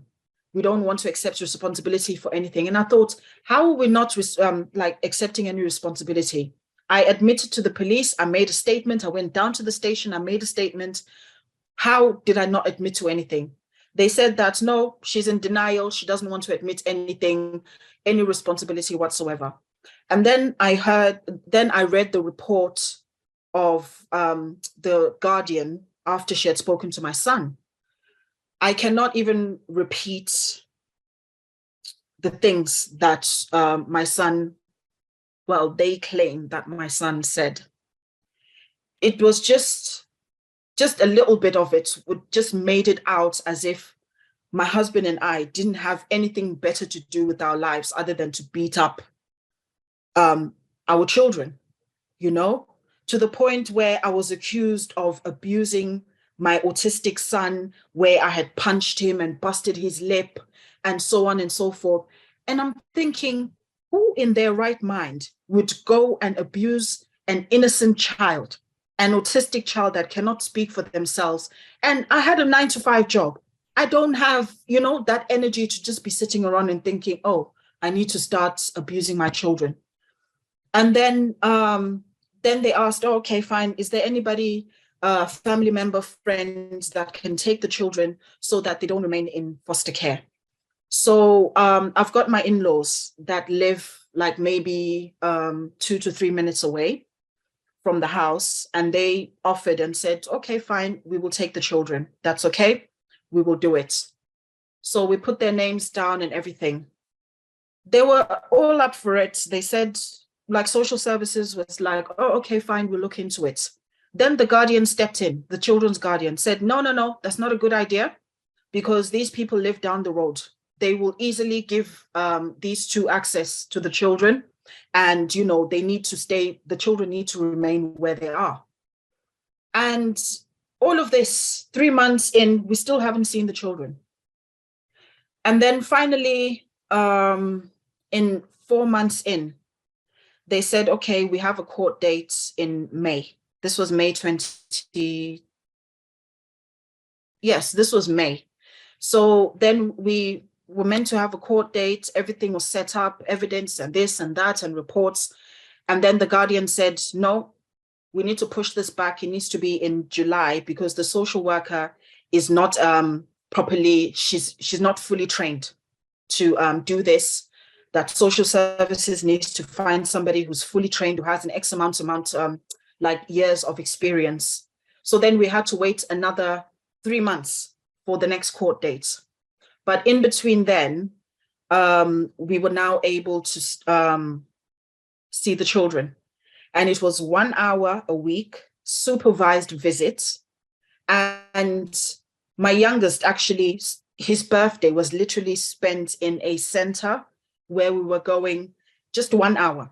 And each time I just got to that point where I didn't even want to go to those meetings. I didn't even want to see my children anymore, because I knew before, you know, like, what is 1 hour to see your children and you haven't seen them all week?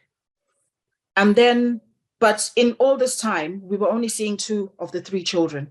The middle one apparently was so scared of me and my husband that, you know, he didn't even want to see us or anything like that. So I just accepted it and said, okay, fine. So then the third social worker, because all in all, we had 5 social workers. The third social worker now introduced us to Brother Ola and said that we should do a course, and the 101 course, and then we ended up doing the 102 course as well. And there we learned quite a lot. My husband and I learned quite a lot over there, things to do, things we shouldn't do. And then from there, our demeanor just changed. We knew our rights. We knew exactly where we stood. We knew what to say, what not to say. You know, we just knew where to stand, because now we knew that we had that backup. So Brother Ola immediately got onto the case, got as much information from us as possible, requested information from them as well. And you know, when you get that confidence that you know that somebody is fighting my corner this time around. So from then, when the guardian calls me, because at some point she called and said that she's coming to my house. She came, she said, oh, can I have a look around? I said, okay, no problem.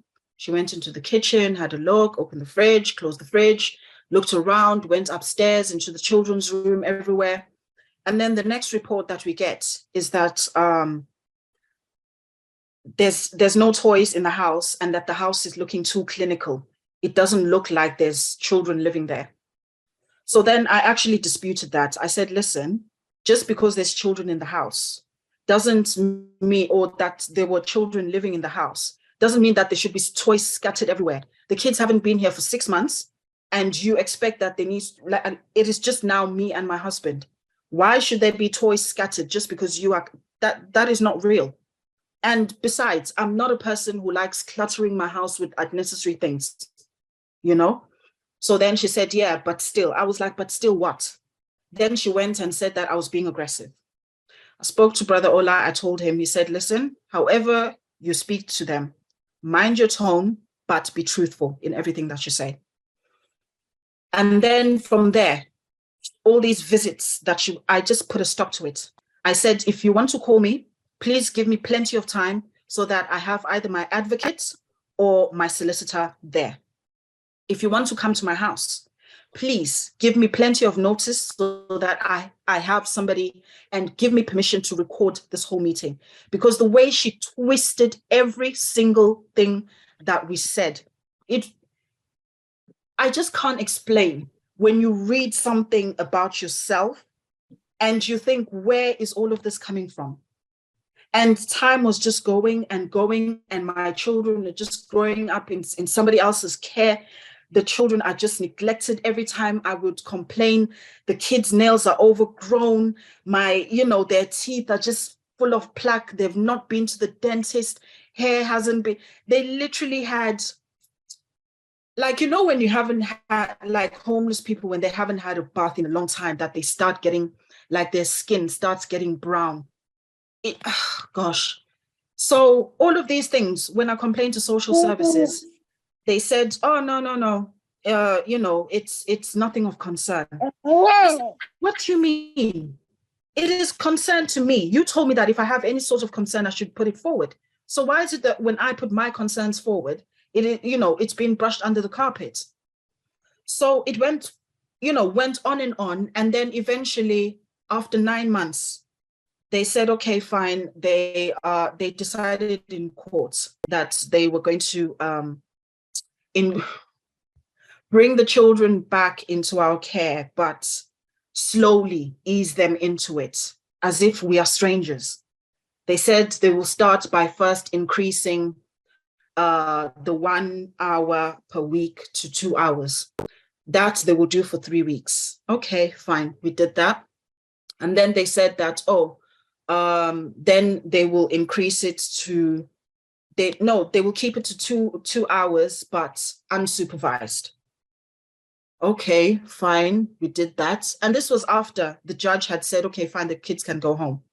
They dragged it out from July up until August, end of August. Only then were the kids allowed to come back. And the state that the children came back in, it literally brought tears to my eyes. I literally had to, when I bathed my children, I had to put them in the bath, soak them, scrub them, take the water out, soak them, scrub, literally 4 times, just so that they can be clean. Had to take them to the dentist all over again, get their teeth professionally cleaned, all of these things, which they just, by the end of it, they made me feel like, oh, you should be grateful that, your children are home. And eventually they ended up closing the case last January. So from November 2020 up until last year. So from August 2021, the kids were with me, but still the case wasn't getting closed because of this one child. They said, oh, they can't close the case because it is not fair on like for them to close the case for the other 2 when this one, his is still pending, and so on and so forth. And in all honesty, if it wasn't for Save the Women, I honestly don't know what I would have done. I just they just started to back off once they knew that, you know, there's people advocating for my family. That's when they just started to back off and realize that, no, this is not the people to actually mess with. I don't know what I would have done if they hadn't stepped in, to be honest. And Save the Woman to date, they still keep in touch. Brother Ola still keeps in touch. He wants to know, are we okay? Is there any way in which we can help? And, you know, their advice, their support, ongoing support is so invaluable. It is so invaluable. There's no way to even describe what they had done for us. And yes, that's just my story. Thank you.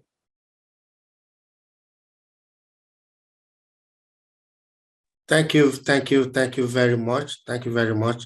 I've got one or two family that wants to also share their experience. But before then, let me just take you through one of things that you need to be aware of. And after this, I'll bring one or two parents again, just to share the experience. So, it's just very important. When a child discloses something, they say their voice is important. But when those children are not being abused or neglected in the care system, they will not do anything. They will likely not do anything. And that is what we call double standard, e-treatment. So they make you feel as if you're a bad parent, and to those children, they will think like, oh, mom is bad. But they will not feel disappointed when they are now seeing worst scenario where they took them to. It's a matter of concern. They will not feel like worthless. So why would they not do something? Is it because they are other tribe, other ethnicity? So that's it. Look at this person now. One of the kids, even their white British child in care system, said, prison would have been better for me. That's what the child said, than to be in care. The care system is a pipeline to prison. And this man just said, if you check it, Michael Chin, he said, I broke down in tears, hearing kids' care story. How will you feel if your child, or one you knew that a child or his child has been taken into care, ended up in a BB or hotel or sleeping off? And it's a big challenge. Another person asked a question, is the government aware of this? Government is aware of this. In fact, out of the share that they were taking from families, more than 10,000 were missing at some point recently. Where are they? Who took them? Who kidnapped them? What could have happened to them? And these children are complaining in care. There will be likely nothing that will be done to that. There's a scandal going on in England involving children missing from care. And a recent case of child sexual exploitation in Russia, other places, spotlight this issue. There are lots of sexual exploitation of these children in care. Now, what is the population of Black African children in care? It is overrepresented. Over-reporting of Black children, under-reporting of white children are suspected as abuse. Look at it. So there's a way out. If it happens, please reach out, because separating children unnecessarily from their family and creating stress, it's a big challenge. See, you know you are going to work. When it's happened, there's no chance to go to work. Every of your life disrupted. There's lack of income. In fact, you need to prioritize your child if you know you are coming with a child to this country. That's what I'm asking. Are you coming with your spouse, your partner? Will your partner also be working? You need to plan this.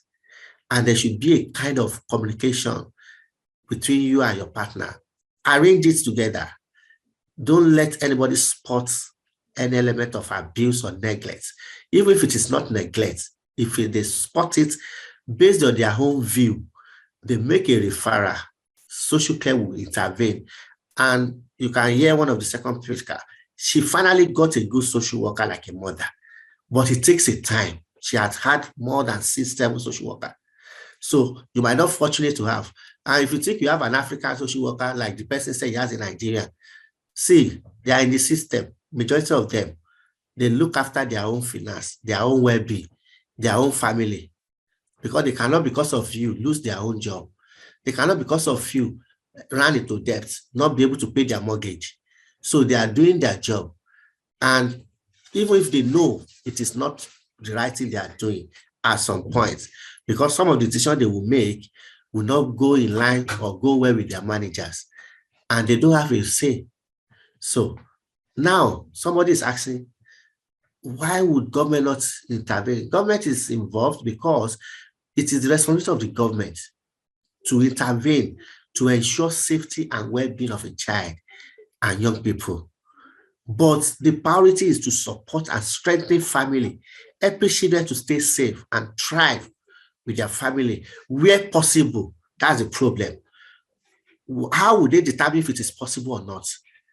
And their responsibility is to ensure exceptional power given to them to support families, intervene in family life, are consistently used responsibly.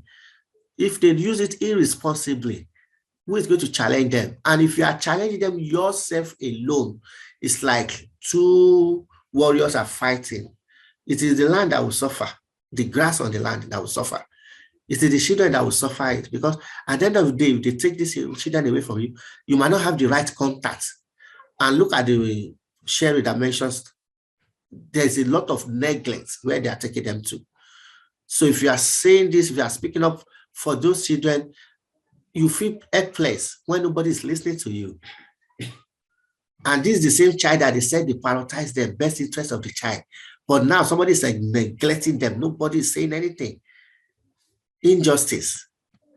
So if it happens, that's why when you come to this country, you need to look for good accommodation, register them to GP, register them to school, make sure you are looking after their well-being.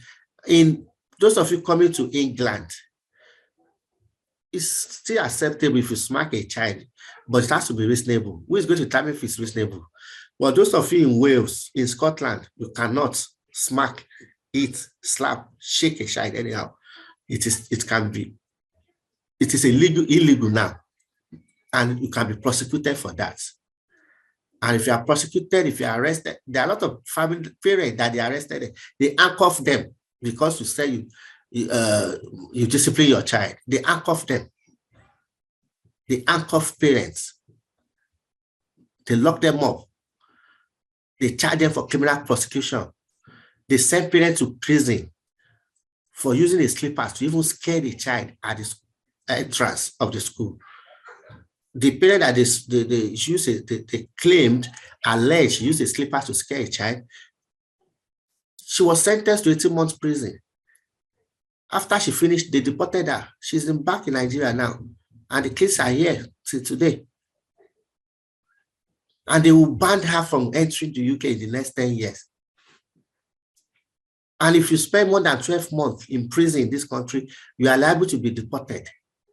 So why are you coming with your children when you don't want to learn about the system? Understand, be prepared, because if care is not taken, you will lose those children you are suffering for. Now, what are the categories? Why on this? About abuse or neglect, illness, dysfunction, absentee parenting, physical, emotional neglect are the major one. And this, like I said, best interest of a child. But one of the parents said, the social worker lack competence, inexperience of them. They are overstretched. They don't have time to assess or to provide support. So the best thing is, let's take that child away before the parents do something bad to that child. Meanwhile, they will not look back where they are keeping them. So these are the concerns. The system investigates and go off the worst possible situation. They view everything with tinted glass of abuse. So what do you need to do? When you are coming to this country, you need to prepare to learn and unlearn parenting styles, upbringing. What is acceptable discipline? How can you support your child? What can you do? And the only thing you can do is to train yourself before you can train a child. And you coming for training, it will be so challenging, demanding, because that training itself, it's a process that you know how to manage it, and you can involve, it can cause stress for you. So you have to be stress-free, mentally stable, emotionally stable. And not only that, build a stronger community relationship with your community. Don't just go and look for a place that, oh, it's only me, I want to be there. I want to live a Igbo life. I beg. Make you not give yourself a day too. And we need to appreciate Sister Alima and Obaseki that organized this. This is not to get you scared or worried, but this is to empower you, enlighten you, and to let you know, not be saying a lie. Now reality. But what can you do?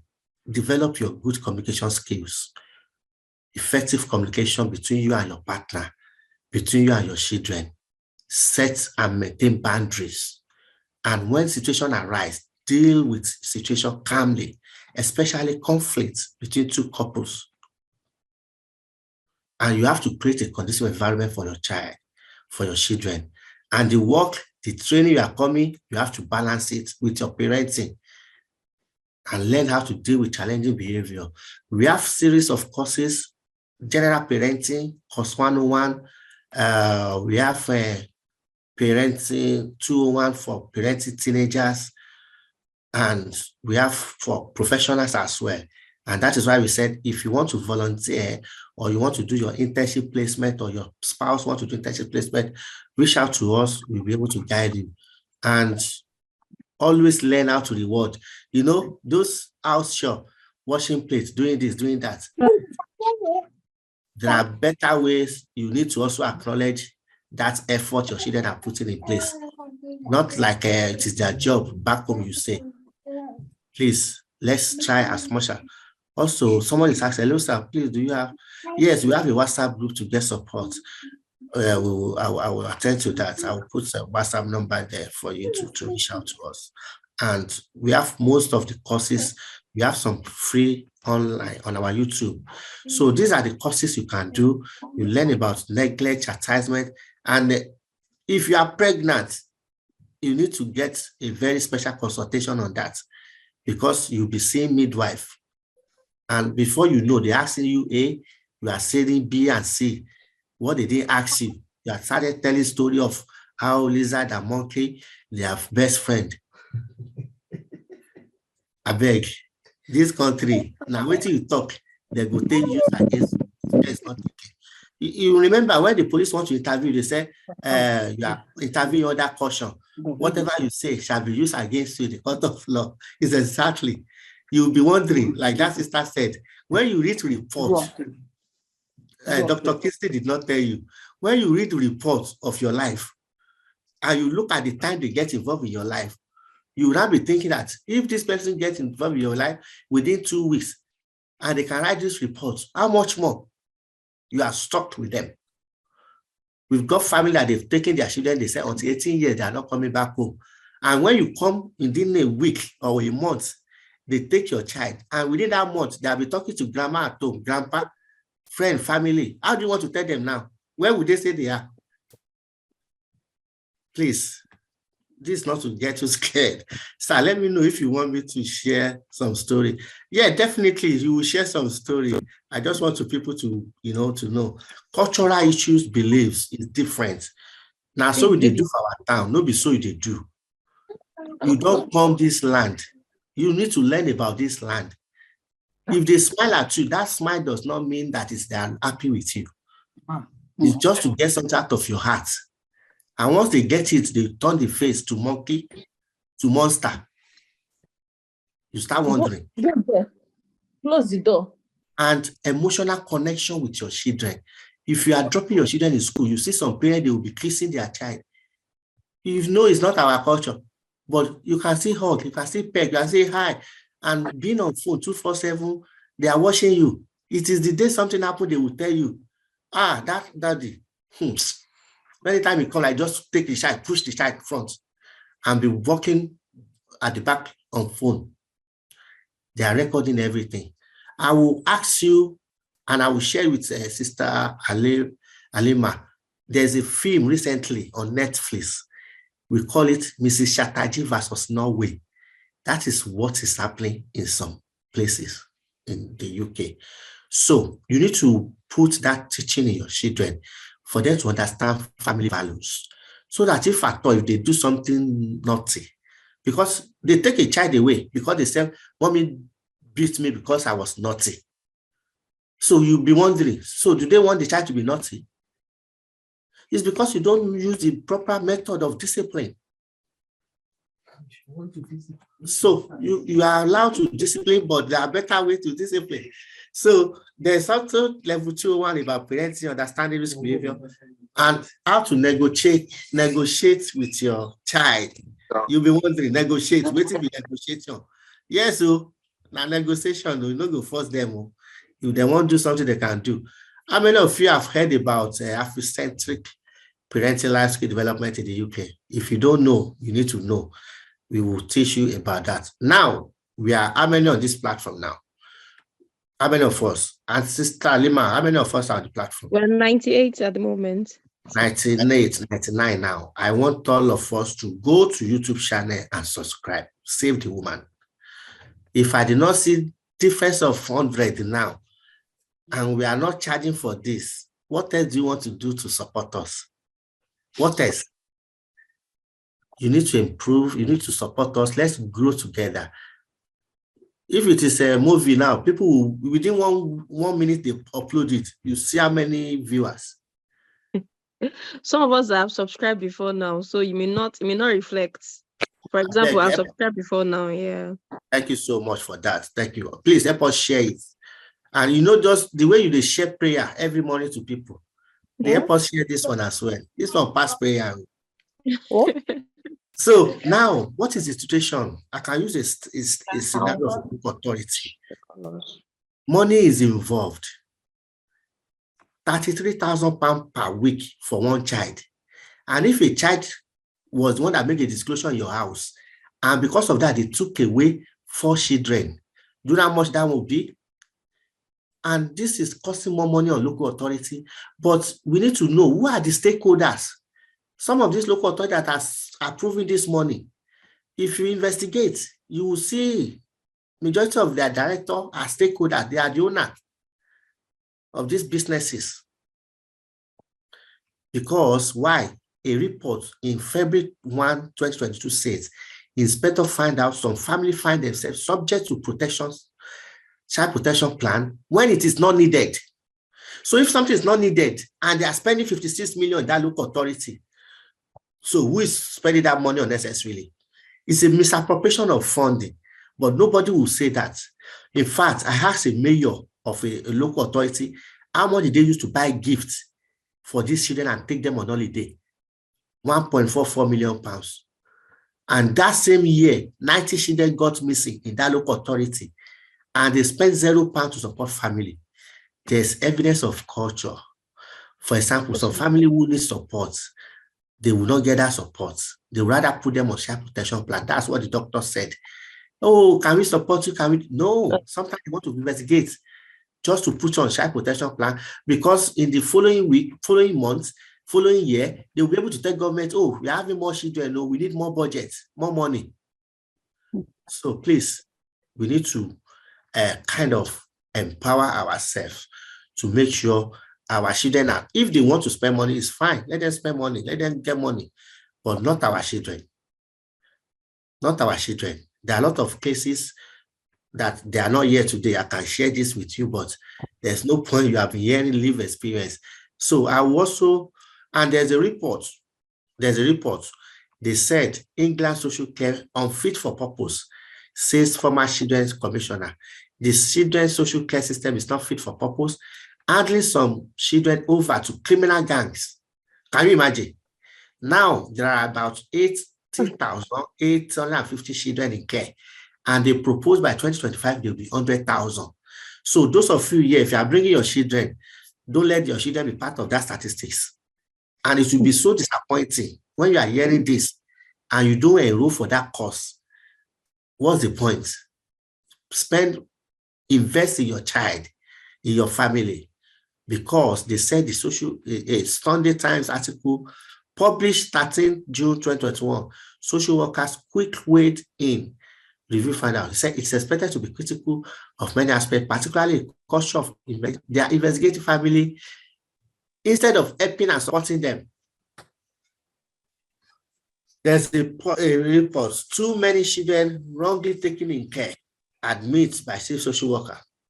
Babies and children are still being removed from families unnecessarily. Babies, when you have a baby, you have a pregnant for 9 months, and you are going to deliver a baby in the hospital, and somebody's already put your pregnant child, unborn child, to protection plan, and coming to take them away from you. How could that be? Can you bear that? So also, we need your donation. Support us. These are bank accounts. If you are asking for Naira accounts, we get Naira accounts. I go send them to Alima. She go help us send you. If you want UK accounts, those of you already here, we will send you a UK account. We need your support because this work we are doing. If the local authority is spending £1 million, look at it, £1 million per child, and we are getting more children away from them. Do you know what they will be doing to us? These children, they are making £300 million profit. So we don't get money, we don't get anything, but they are making more money. Can someone please share the YouTube link? Please, we will share the YouTube link for you to subscribe. I will still tell you more of this. Let me bring one more two parents to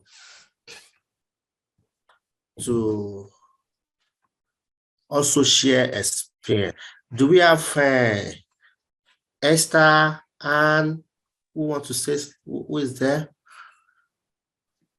Good evening one more time. I just quickly want to share one more or two things, and that's it. Firstly, I think basically we need three things. We need three things. Number one, we need God.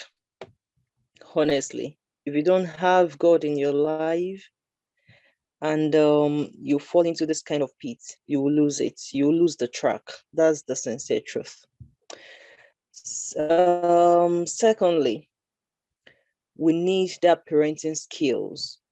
We need that parenting skills. We need love for one another, love for each other in our family. We need to build up the skills. And thank God we have a better medium to actually get all of those now. I wish if I've had all of this before I came into UK, I would have been a better person by now. But thank God for where we are. Secondly, you need a community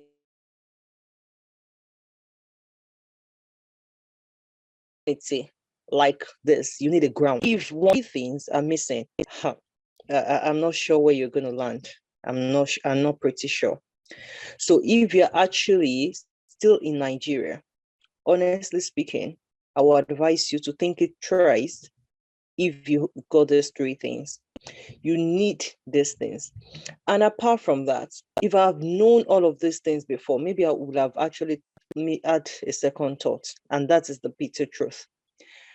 A second thought in bringing the children. If you think you have support in Nigeria, I am so sorry. You know, we Africans, we are just so clinchy when it comes to children. I can't leave them. Papa. Yeah, I would die if I don't see them twice a day. I would die if I don't see them 100 times a day. If you are not careful, they will be the ones to leave you eventually, ignorantly. If you have a support system back home that can actually help you with bringing these children up, I think you should think twice, because whether we like it or not, we are here to hustle. You've come here to hustle. So come here, hustle first, get the skills you're supposed to get, have the basic knowledge of the town, know how everything is, know the rules, know the laws.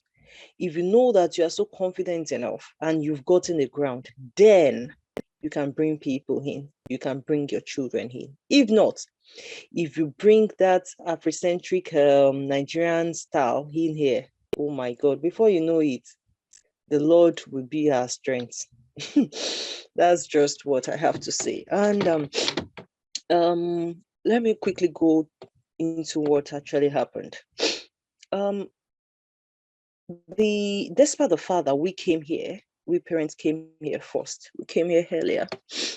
After some months, like, was it like 4 months, we decided to go bring the children.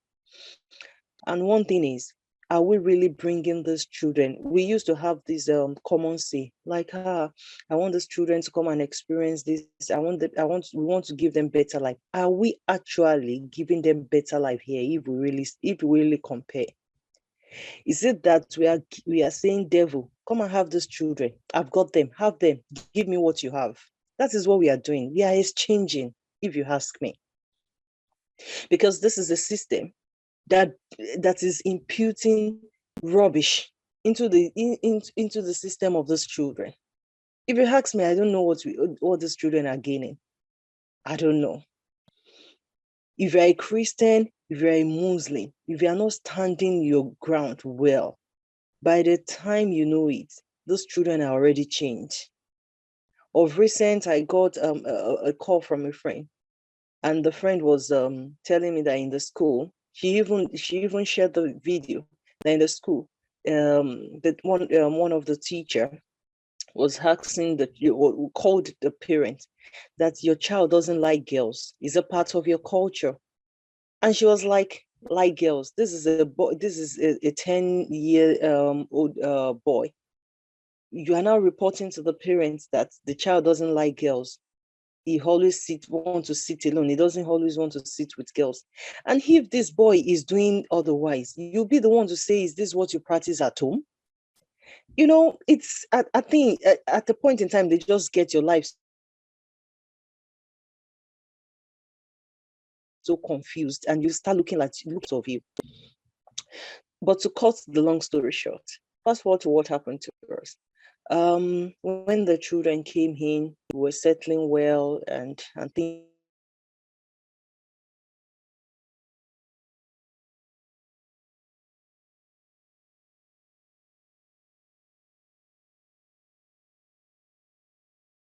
It seems we lost the volume there. Mumin Abdul Malik. Sorry? Hello? Go ahead, man. We lost the volume before. Go ahead. Oh, okay. Can you hear me now? I don't know where you lost I it. hear you. Okay, thank you. So that fateful night, I returned back just to go and check them if they were sleeping well.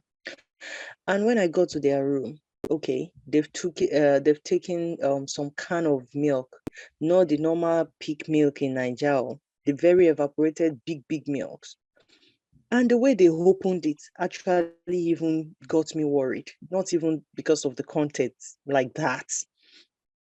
The content got me worried. But the way they opened it sharply got me worried, because they would have injured themselves, because they were hiding it from me, like, we don't want mommy to see it after eating, and they hid it under the pillow. So I just saw it. I was like, oh my God, what is this doing here? And before you know it, it is not me. Mommy, it is me. Mommy, it is not me. No, he's lying. He was the one that took it. Mommy, we both did it. And before you know it, I said, okay, that's all right. I don't have strength for you guys tonight. When your daddy comes, he's going to come and sort it, because I was exhausted. But I was like screaming and saying, I don't know what came over you guys. I don't know why you're behaving like this, blah, blah, blah. You know our Nigerian thing now. And that was it. And I went downstairs with the hope of, okay, it's settled a bit. When their daddy comes, make it continue from where I stopped. Downstairs, I was just hearing bah, boo, bah. I just went upstairs. What happened? They've confronted themselves. All in the name of the other, the younger one, decided to say the truth and say, okay, mommy, we did it. We were the one that took it. But the oldest, the oldest is already 18. So he's saying, oh, he wasn't the one, that it has been taken 2 weeks ago. So I think he now confronted the younger one for saying the truth, and they started fighting. After separating them, okay, it's all right, he's okay. I never knew what they have used in beating themselves. I never knew how hard it was and all of those. And I separated them. I said, okay, you go downstairs. You stay up here. And I don't want to see you downstairs for now. And after, go back to bed. And that was it. I never knew me telling him to go downstairs of the house. So one side of the house, and he just left. So I was just even still talking to their grandma. I just called it and I was like, this is it, we're just talking our thing. And grandma was like, you have every voice, just be talking to them and all of the likes. I said, I don't know, since they came here, it has been challenging, because immediately they came here, they'll start asking you things you don't have. We'll took them to store, they'll start asking you, can I have iPhone 13? Can I have iPhone 16? And I looked at my hand, their papa looked at his hand, he said, iPhone what? What did you just mention? That even myself, the Android I carry, at your age, 13 years, you want to be using iPhone 16. Okay, no problem. With time, God will do it. Before you know, what's the big deal now? Daddy, everybody has it in my school. Everybody uses this in my class. I say, hey, we don't enter. That is one. After that, can we have electric scooter? Can we have this bicycle? Can we have this? Can we have that? Why can't I have it? Can I have a sleepover? What? Sleepover? Where and where? I don't understand. And you keep on wondering. You see, so everything just keep on going on till I now noticed that it was beginning to disengage a bit in the house. Because when they come back from school, I will ask them what happened in school today and all of those. So it got to a point in time, it wasn't really communicating. It would be like, no, mom, nothing, no, mom. I was like, hey, is it because of becoming a teen, or a teenager, or what? I would be like, okay, let me still give him his privacy though. Not knowing that a lot was going wrong and a lot was going within him in school. So time, back to what I was saying, it went off. And we started looking for him. I was engaging with their grandma. I never knew he has gone out of the house. We started looking for him. I said, okay, grandma wants to speak to your brother. Go and call your brother for me. He said he's not downstairs. I said he's not downstairs. That was when we started the struggle. We went everywhere, went outside the house, could not find him. Their dad wasn't home. Their dad came. We started looking for him. We couldn't find him. So we returned back home. Their dad said, okay, you guys go back home. Should in case they come back to the house, then let me keep looking for him. And that was what we did. So we returned back home and I had to put his brother back to bed. So the dad just kept on looking for him. Before we know it, the police came. I said, bongon.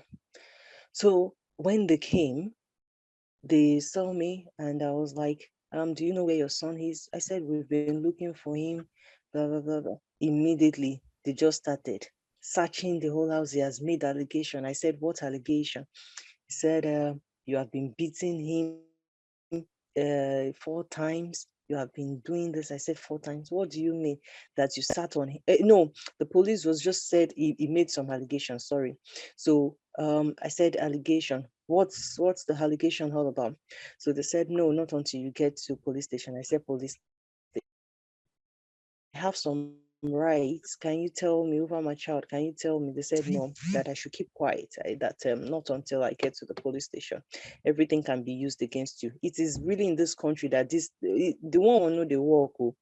It is here that those things really matters. It can really be used against you. So it's better you just keep short because it was used against me. Everything from head to tail.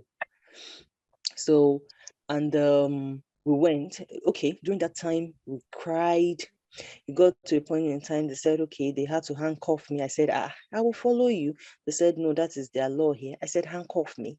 What have I done? What is all this? They had to handcuff me. They put me inside the van. They said my husband should stay back at home with the children. So they took me off. And we got to the station in the middle of the night. When we got there, I was just there. I was just panting. In fact, I started, blood started coming out of my body. And they were just going up and down. Do you need more pad? They don't care. They don't care about you, whether you like it or not. They don't. They don't even care about those children. Forget it. They care about themselves. They care about what they want to get. They care about the frustration they want to give you. That is what I see. So after the whole thing, the following day, my husband said, if I see the way police, every professionals were just pumping inside the house, coming in, knocking, that they did not sleep all through that night. Okay, the boy that they took away, they brought him back home, and that was it. The following day, they said, okay, they were going to take him to the hospital. They took him to the hospital. They said he had mark on his body. How did he get there? He should come and defend it. I said, I don't know. They now took a statement from the other son. I wasn't there when the statement was made. My other son wasn't in station with me when I made my statement. Everything was same thing. But these people never took that part. They only took the part they wanted using against me. They said, okay, they need to put them, there will be a conference, they need to put them under protection, whatever. They were rubbish. And they started the whole thing. At the end of it, to cut the long story short, they sent me out of the house. They said I should go and stay somewhere. I must not return back home. I was out, and I obeyed everything to detail. There is nothing. You should just keep on praying those people doesn't come into your life. That's just the bitter truth. Once they come, there is nothing you can do. There's nothing you can do. If you quickly know your line by contacting Save the Woman, they can help you. But after putting you under their stupid section 47 or something, oh my God, and you start making, don't let it be too late. That's just what I would say. The earlier, the better. And that is why all of this training, all of this program is meant for. People that are coming in, people that, please get in touch with us, with Save the Woman, so that you can have a soft ground. Now, back to my story. They did all of those. They started the whole thing. And I was obeying, we were obeying, no contact, nothing. After 3 months that I was supposed to have contact with my children, a supervised contact, they said it's going to be 1 hour. They will increase it with time. I said, no problem. Let me just see them.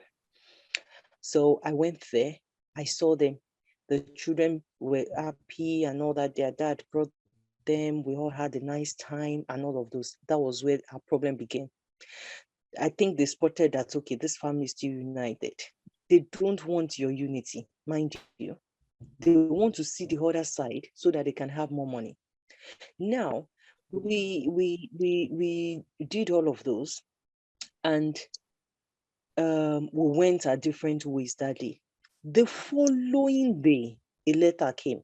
They said I followed them back in their car when I was going back home, that I was so excited to see them, and I could not keep it, that I eventually joined them to go back home. They went to the children's school. They interviewed them. The children said no, but we didn't leave with mom, because when you are in supervised contact, you won't leave same time the children are leaving. You must give them 15 minutes. Once they've gone, they will keep you in there till after 15 minutes, they know that they've driven out of the compound, they can now release you. So how will I have called them to stay at the junction, or you don't really have junctions, at the express to wait for me where cars cannot stay, and just join them and go back home? I don't know where that one was coming from. They said it was from those people at the contact that they spotted that I joined them back home. And that was it. It was on a Friday. These people always have their plan. Once they come into the family, they strategize. All of them work together. All of the practitioners. You see, the doctors, those people that are going to screen your children in school, in school, yeah, the safeguarding units, the doctors, every one of them work together. That is the funny part of the whole thing. So I said, okay. They went back to my husband. They said, hey, aside that, the children has also made allegation that daddy has been distressed in the house because mommy has not been home. And my husband said, yes, you can't expect a lovely home. You took out a part. I'm not really functioning as a part again. And they said, oh, because of that, it shouldn't have affected the children then. So the children said that has not been stable in the house, this, that. And he too now said, oh, he has been cooking. They now asked him, oh, that means you've been cooking on your own. He said, yes. What have you been cooking? He said he has been cooking rice and curry. I know they eat curry soup. My husband doesn't know how to cook curry soup. If you've not given him his Nigerian food, he no go chop. How you can't cook curry soup? That is when I got to know that these people lies a lot, because that's the only soup they understand. How is curry in my house mixing up with rice? I don't get it. So they said, oh, the boy said he has been cooking rice and curry. I said, oh, rice and curry. Okay. I don't start. No problem. And it was after. Okay, that was after. Okay, they said all of those, and they said, and he also said, he has been sleeping. He has been sleeping at home when daddy goes out. I guess daddy is going to see mommy where daddy. They would just come up with something. I said, see me where? Do you even know where I'm putting? I'm putting with a single lady. So will he join us in the middle of the night and split us on the bed? I don't understand. They said, yeah, I think that is what has been happening. I said, oh, really? And before you know it, they brought a form. They took it home on a Friday. They said, my husband should not go and pick the children. They will be having custody of the children. And that was it. And myself, they called me. They said, okay, I should come and sign. I said, sign what? They said, my husband has refused to sign that they want to have the custody of the children. I said, oh, if my husband is not signing, I don't even have an idea of what you're talking. I'm not signing. And they went to school to pick those children. And they were taken to foster care home. When they are saying, okay, they are taking these children and all of those, these people cannot take care of your children the way, even if you are not doing, if you are not doing anything at home for those children, it's better for those children to be in the hands of those people. I could remember those days I would be there crying. By the first day, they said, mommy, we have not been bathing. I said, for 3 days, they said they have not been. If you see how they were looking like hungry lions. And I was like, oh my God, I started crying. And you must not cry in their presence again. They will say you are giving them emotional trauma. How do you want us to escape all of this? They kept on doing this. They kept on, okay, you have to give for parent. And that was when I got to meet Save the Woman. It was a bit far before I got to meet Save the Woman. That was why I suggested that if it's early stage, it's better. And since that time that I met Save the Woman, I won't lie to you, my confidence came up, because I was battling with so many things. At a point in time, I couldn't speak out again. I would just be looking like bread and butter. But when I met Save the Woman, I met Mr. Ola, he would be like, you can do this. You have right. You have this. You have that. Talk it out. Say the truth. But, and I started, and things started getting better. So to cut the long story short, we took them over. The children became strange in contact. Oh my God. They will not want to sit beside you in contact. Only God knows what they used to tell these children. They will not be able to sit beside you in contact. It's not about the younger ones. What about these ones that have grown a bit? My boy is 13. The younger one is 10. They started looking at you as if something is wrong. The children that were well cultured, before they left the house, portraiting, greet you, you connected to them. When they see you in contact, hello, you okay? I said, I don't interact. After saying hi, they will just go and sit down at one distance looking at you. Unless you tell them that, okay, it's food time. That is when they come closer. After the whole thing, they get scattered and they will start asking you, when are you going? Those are my own children, asking me when I'm going.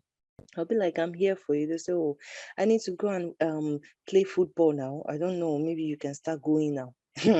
And you'll be like, oh my God. So many things. At a point in time, they will leave those children in school without giving them food. So this social care, there's so much care about children.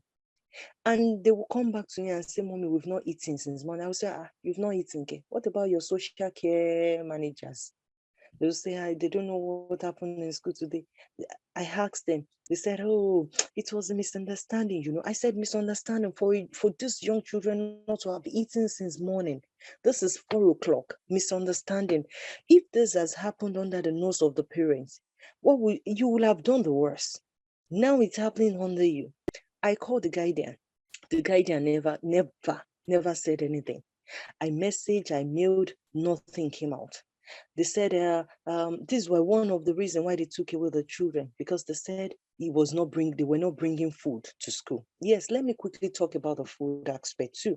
The food aspect, when you're coming in and all of those, we need to, Save the Woman will help you out. When the children first came, they were being intimidated on the dining, being bullied, because they were eating some of their cultural food, and they will start saying, oh, you're eating pasta, oh, so you're taking cold pasta. And these children never communicated it back home. The younger one talked about it, and I explained to him. They said he was scooping fruit from the bag, and I explained to the teacher. I said, this is one of his best food. He loves it. Can you please help me make him comfortable in class when he's taking it? Not knowing that I was so stupid, I should have just changed the food, jeje. They said, oh yeah, okay. I said, this best food. Make him comfortable, please. We even went to his school. We talked about it. They said, oh, that's fine. When these people are saying, oh, okay, that's fine. I know that, oh, sorry, know that something is coming for you. There's no sorry anywhere. When they start smiling, know that, no, something is up for you. So I said, okay, and we ended it here, not knowing that the elder brother too was going through all of this, and he never communicated. Instead of him to communicate, he was hiding his food, even in the house, and we never knew.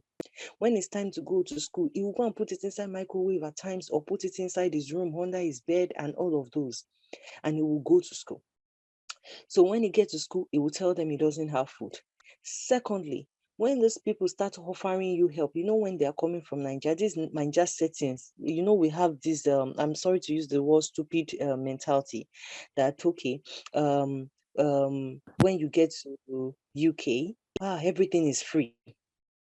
So this thing, we should stop talking it around the children. They bring this mentality here and they start making use of it. This is free. People in Nigeria think money is on the street. You start picking it. When you are hungry, they'll give you delicious food. Children are this thing is free. Please stop discussing all of this around children, because it does affect them. So when they came here, everything, my children will be like, Mommy, take it is free. Mommy, they are bringing this thing tomorrow. Mommy, no, Mommy, other people, other children to have access to it. It doesn't matter. Please take it. And before I know it, started bringing stuff to the house. And I'll start ignoring. It's like, well, maybe that is how it is here. Not knowing that the more it brings, the more they record. The more they give, the more they record. And what are they giving? Big beans that these children cannot even eat. All of these things they bring, they'll start bringing you big beans. They'll start bringing you spaghetti. We don't do inside tomato soup that the children cannot even take. And I will be like, we are trashing this. Stop bringing it into the house. You don't even take them. They give it to everybody. So cut the long story short, it was like that till they brought one independent social worker. This is where I want to talk about we.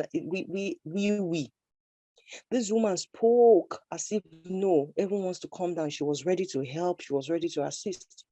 They had to go to Nigeria for the medical report of the children.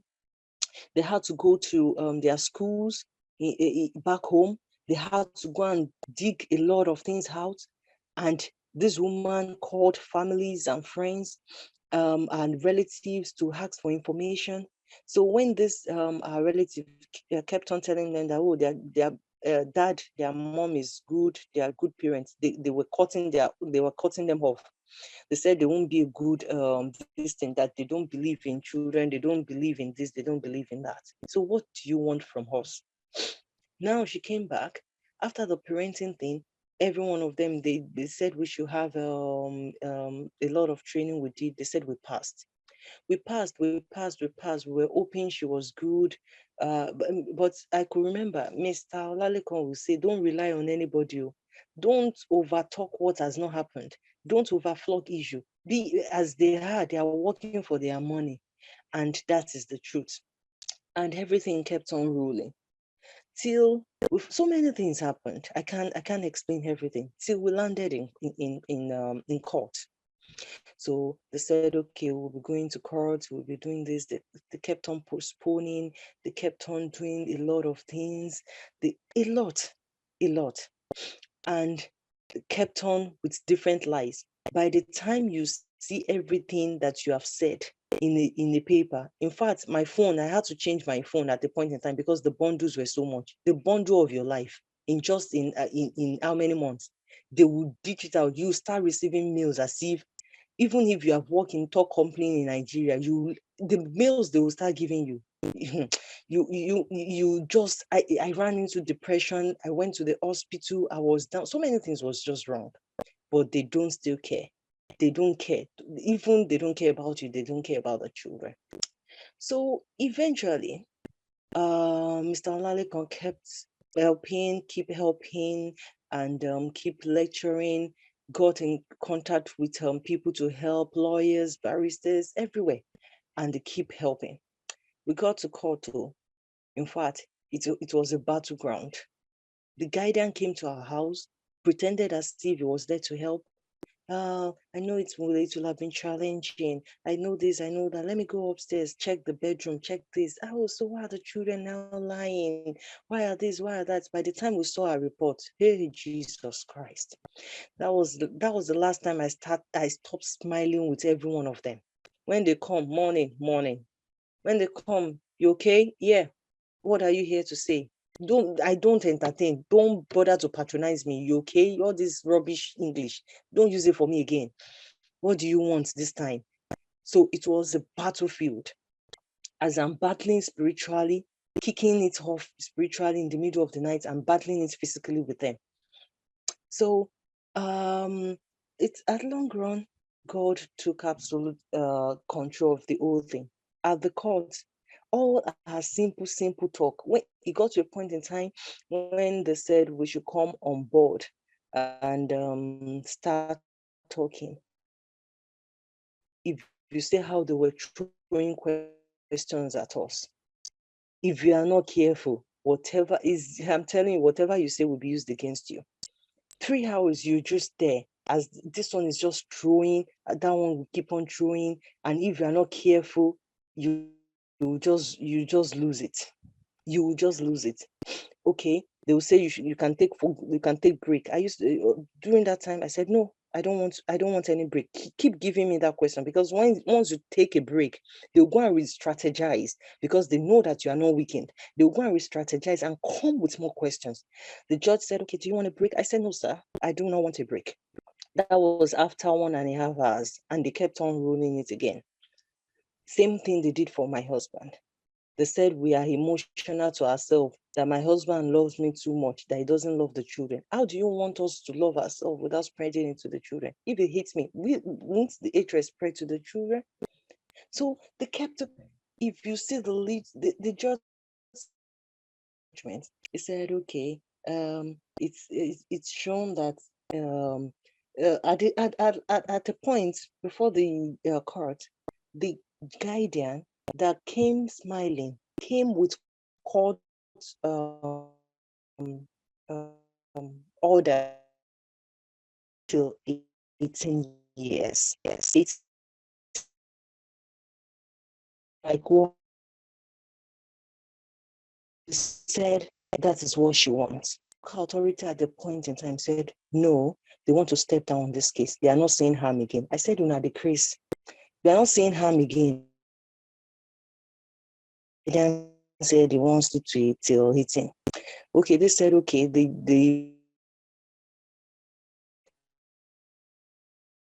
we want 12 months supervision on the children. Look, guardian said no. She wants care order till hitting. They dragged it the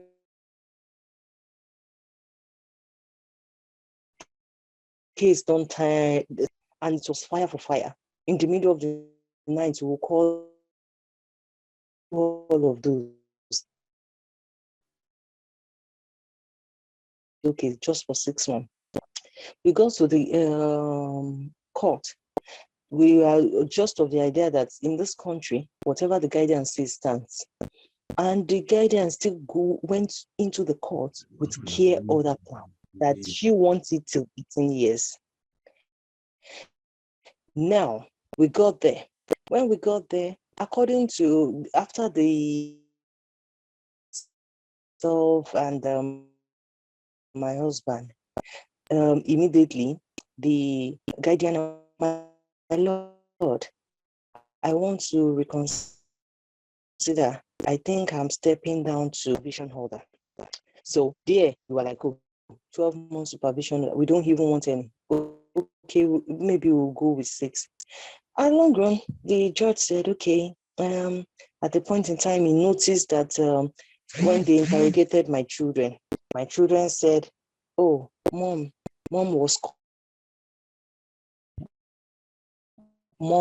was correcting us. So they used that against us, that for a child to have said, mom correcting, it is not allowed here. We are not to correct a child. At long run, the judge gave us 12 months supervision order over the children. So what am I trying to say here? It has been God. It has not been a smooth ride, and it has been with the help of Mr. Olaleko. Thank you. It is an advice. Very much, ma'am. Thank you so much. Thank you so much.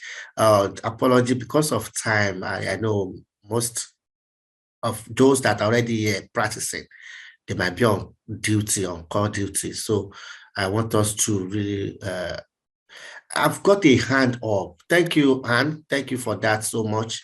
Oh, I've got hand here. Do you want to just hand up in 2 minutes so that, Anne? Yes, please. Do you want to just round up in 1 minute so that I'll be able to entertain? I've got Abdul Malik raise his hand up before. Is there anything you want to say quickly? No, I'm all right. It's fine. Thank you very much for that. I just want us to really, we already spent 2 hours here now. Abdul Malik, before I bring Esther, is there anything, you raised your hand before. Abdul Malik? Yeah, thank you very much, sir. Unfortunately, after listening to the story from the mother that just spoke, I was completely overwhelmed. And we've heard a lot about you. We can only pray for you to keep the good work going. However, sorry, please, I want to ask. Well, go ahead, from the woman that just spoke, it's glaring. This is a very, very sweet family that had an unfortunate event. Sorry to hear about that. But then I want to ask you, has there been any, have you noticed any relationship between toxic feminism and the outcome of African families in the UK? Please come again, your question. Has your organization been able to notice a relationship between toxic feminism and the outcome of African families that immigrated to the UK? Yeah, that is. Hello?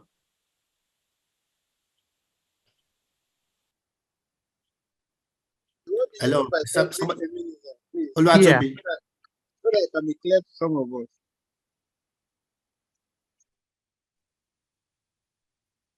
He's asking that what do you mean by toxic feminism, so that the question can be very clear to everyone. Well, I don't know a better way to describe it. All I just know is from the woman I just spoke now, we can see that this is a family that wants to build a family. But nowadays we now have people who don't care about the union of the family, who are just after the destruction or fighting other gender. How has been the effects on African families in the UK? That's not the case with social services. That doesn't apply when it comes to social services involving in your children. Toxic feminism is secondary when it comes to them wanting to take your children. Whether you are a saint, toxic, or whatever, they always have their propaganda. Okay. And just to add to that, what is happening is what we call genocide.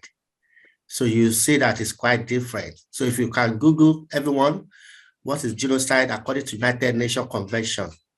Genocide. That is it, to give you an understanding what is happening. Okay? So Esther, Okay. do you want to come on board, please? Good evening, everyone. My story is not one that I can try as much as possible to summarize in a nutshell. So I'm just going to hit the very basic that I can. Even so, it will still be limited because of time. Firstly, I just want to use this opportunity again to say thank you so much, Mr. Lalekon. Words enough cannot be able to thank you and what you stand for. I think as at the time I got to know Mr. Lalekon, I'm not exactly sure. His community was already so big, but he was basically the one doing everything all by himself. And you can imagine, my case is that if I was supposed to tell you the story, I'm sure everyone here is going to just keep crying and crying nonstop. It was the worst experience ever. And that's why I quickly had to chip in when the person asked about toxic feminism. We need to understand, because I've actually seen people talk about, oh, social services don't want to take your children. They care about you. They are not here to destroy you. All of that is trash. And I want to say that everything that that woman said is absolutely true and even worse. I experienced worst. My case was, and I think the way it actually happens, when she was saying something, I tried to just jot some points down that I would say she probably doesn't even understand it yet.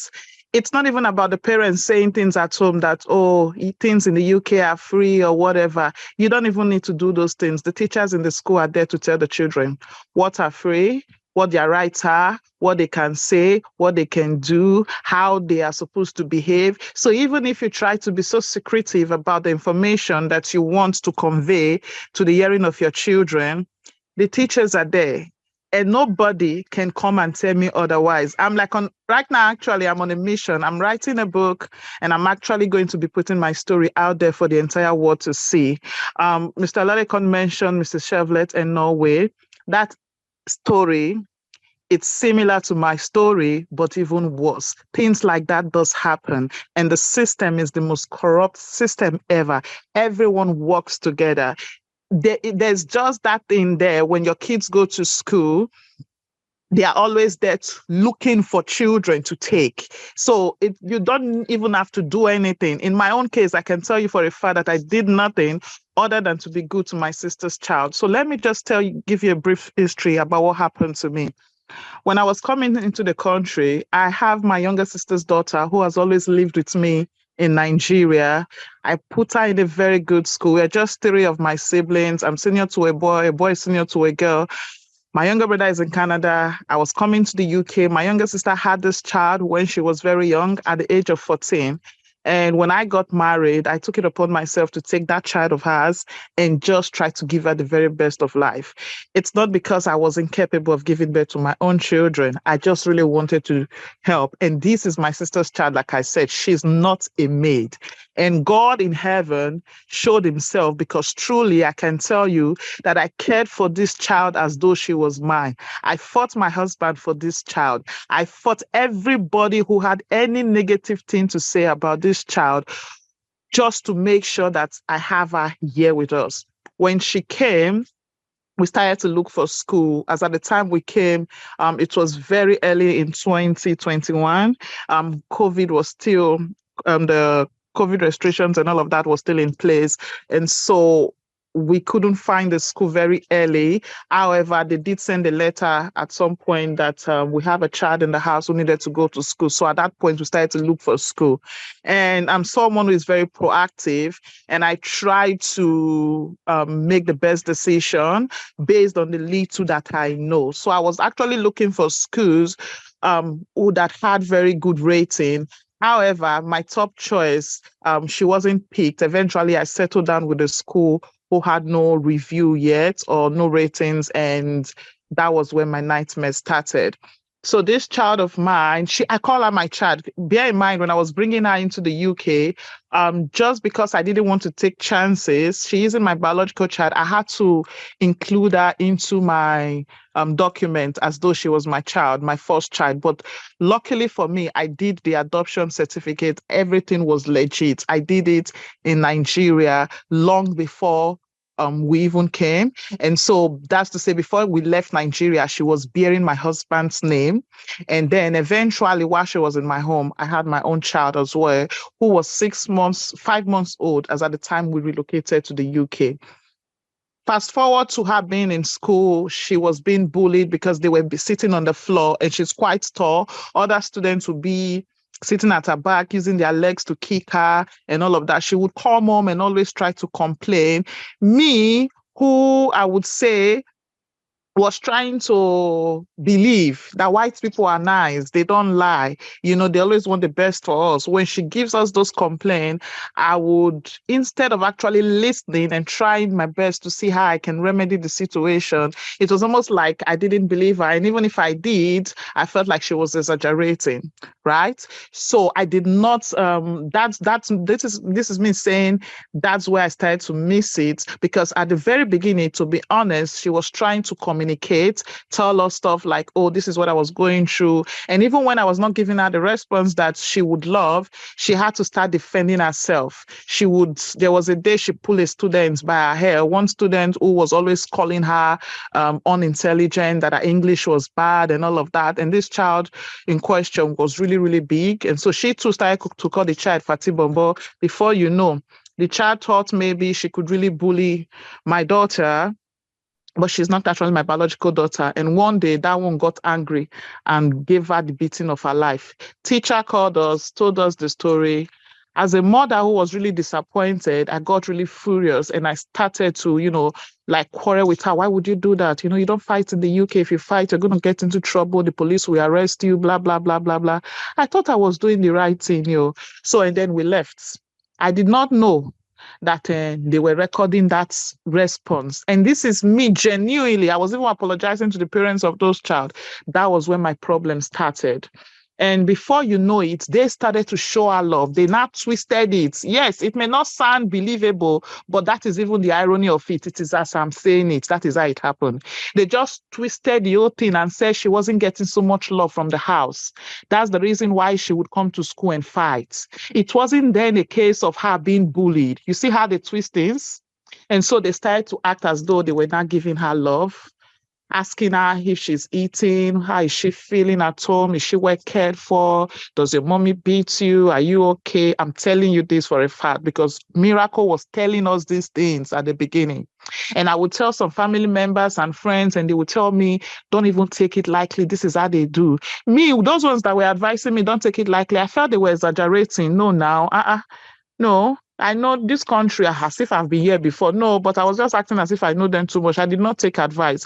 However, it got to a point where the complaints were becoming too much, and she was coming home with so many things that she said the teachers were telling her.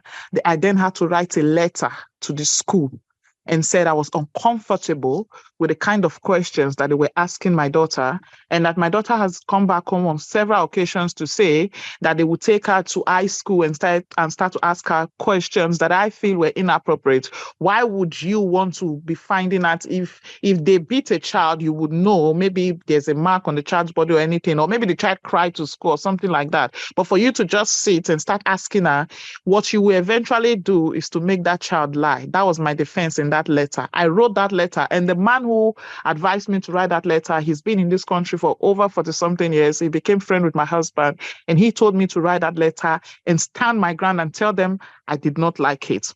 That letter, when I wrote it, I wanted them to respond.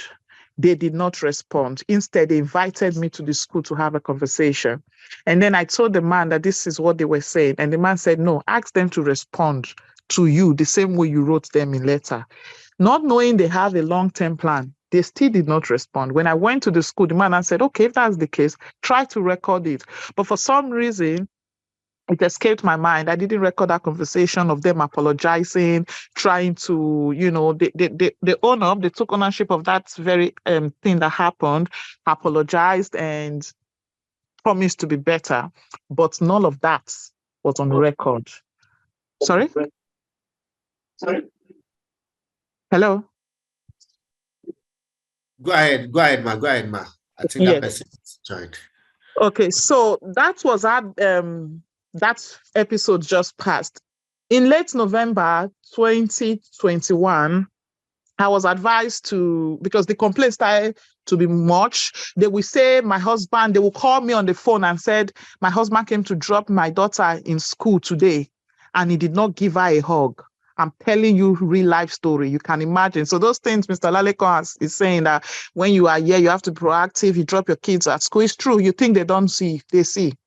They will call me that, why did I not come today? I said, I'm going to school. And besides that period, I was pregnant, suffering from high blood pressure as well, trying to go to school and do assignments and all of that. And I'm like, why do I need to be there? My husband has come. They will even call us sometimes that her mouth is dried, is cracked. I should bring Vaseline all the way, or a lip balm, anything. I should go to the pharmacy, get a lip balm and bring to her. During school hours, when me too, I'm going to school. On one occasion, I told them that I did not have that luxury of time because I was doing something. They recorded it. How my husband would leave her at the gate. And this is a child that is very grown. She knows it from her left to right. She is very grown. You drop her by the car. We had a small car we were using. We drop her by the gate, and then my husband would watch her walk into the gate. They still recorded it as a complaint.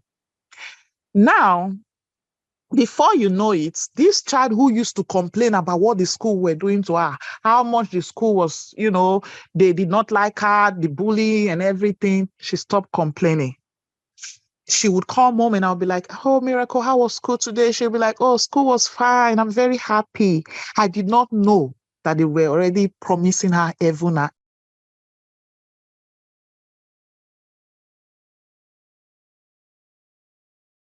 You unmute yourself. Oh.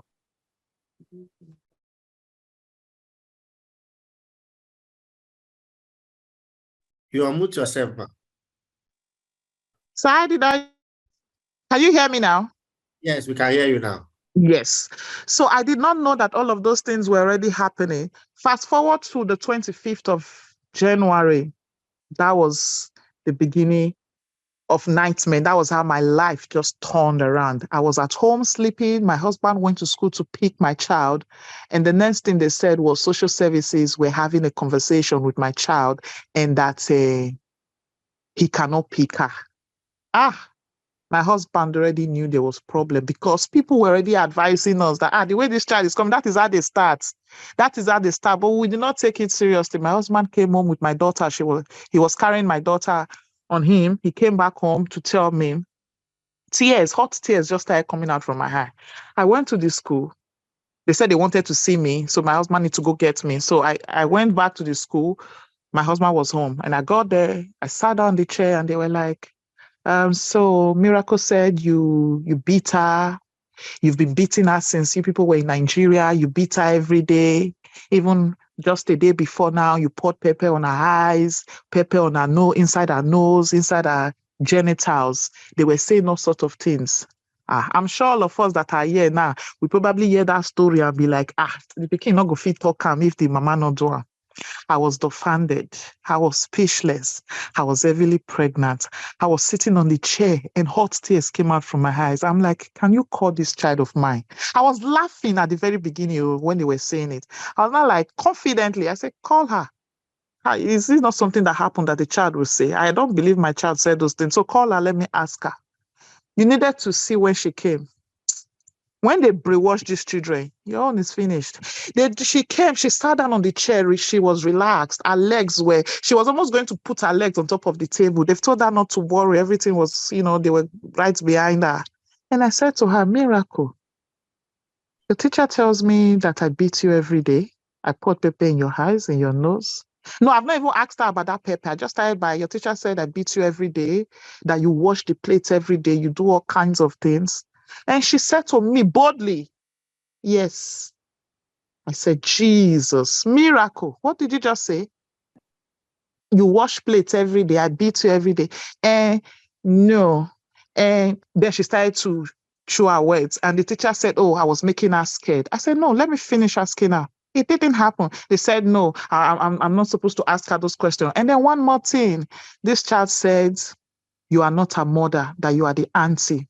What do you have to say about that? I said, no comment. She's my daughter. I gave birth to her. They said, you gave birth to her? I said, yes, she's my child. They said, okay. I said, can I go home now? They said, yes. We left. On our way back home, from before I even came outside, I was already crying. I did not even shout. I did not say anything. God is my witness. I kept quiet. When I got into the car, my husband was like, why are you crying? What is going on? Why are you crying? I said, nothing. We got home. We will usually pray before we go to sleep. So I said to this child, Miracle, why would you say this kind of things? What have I done to you? Do you want to put me in trouble? Miracle, I'm not feeling fine. You say I'm even pregnant. She too, she started to cry. Oh. She was like, it's not her fault. It's her teacher that said she should say those things.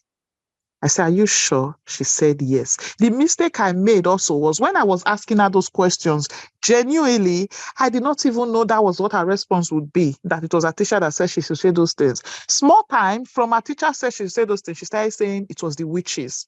That actually she did not know, and she would tell me that she cannot sleep at night. The witches are telling her that she needs to put me and my husband in trouble. She needs to kill my husband. She needs to stab my little baby. She started saying all sorts of things. I too was really, really scared. I could not sleep that night. I had to carry my baby from the room.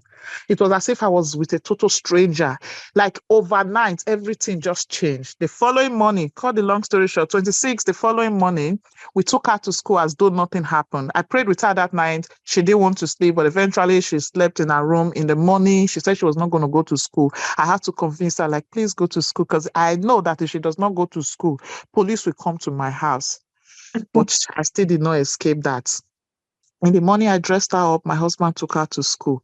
When my husband went to school in the afternoon, 3:45, to go and pick her up, my husband went there carrying my child. On getting there, they told my husband again, he has to come and get me. And then my husband came to get me. I told him this time, stay back at home, let me go. When I got there, they said I should wait. I waited after over 45 minutes at the reception. A policeman and a policewoman came downstairs and said, are you Esther? I said, yes. Yes, Esther, you're under arrest, and whatever you say might be used against you. You have every right to get a lawyer, and when you get to the police station, we tell you. Ha! Oluwa, I cried. The way I'm saying this story, like I said, if I tell you this story, today can never be enough. I got up. I said, okay, where's my daughter? Can I see her? They said, no, she's been kept under the care of the social services now. I cannot see her. She don't even want to see me either. So I have to come with them.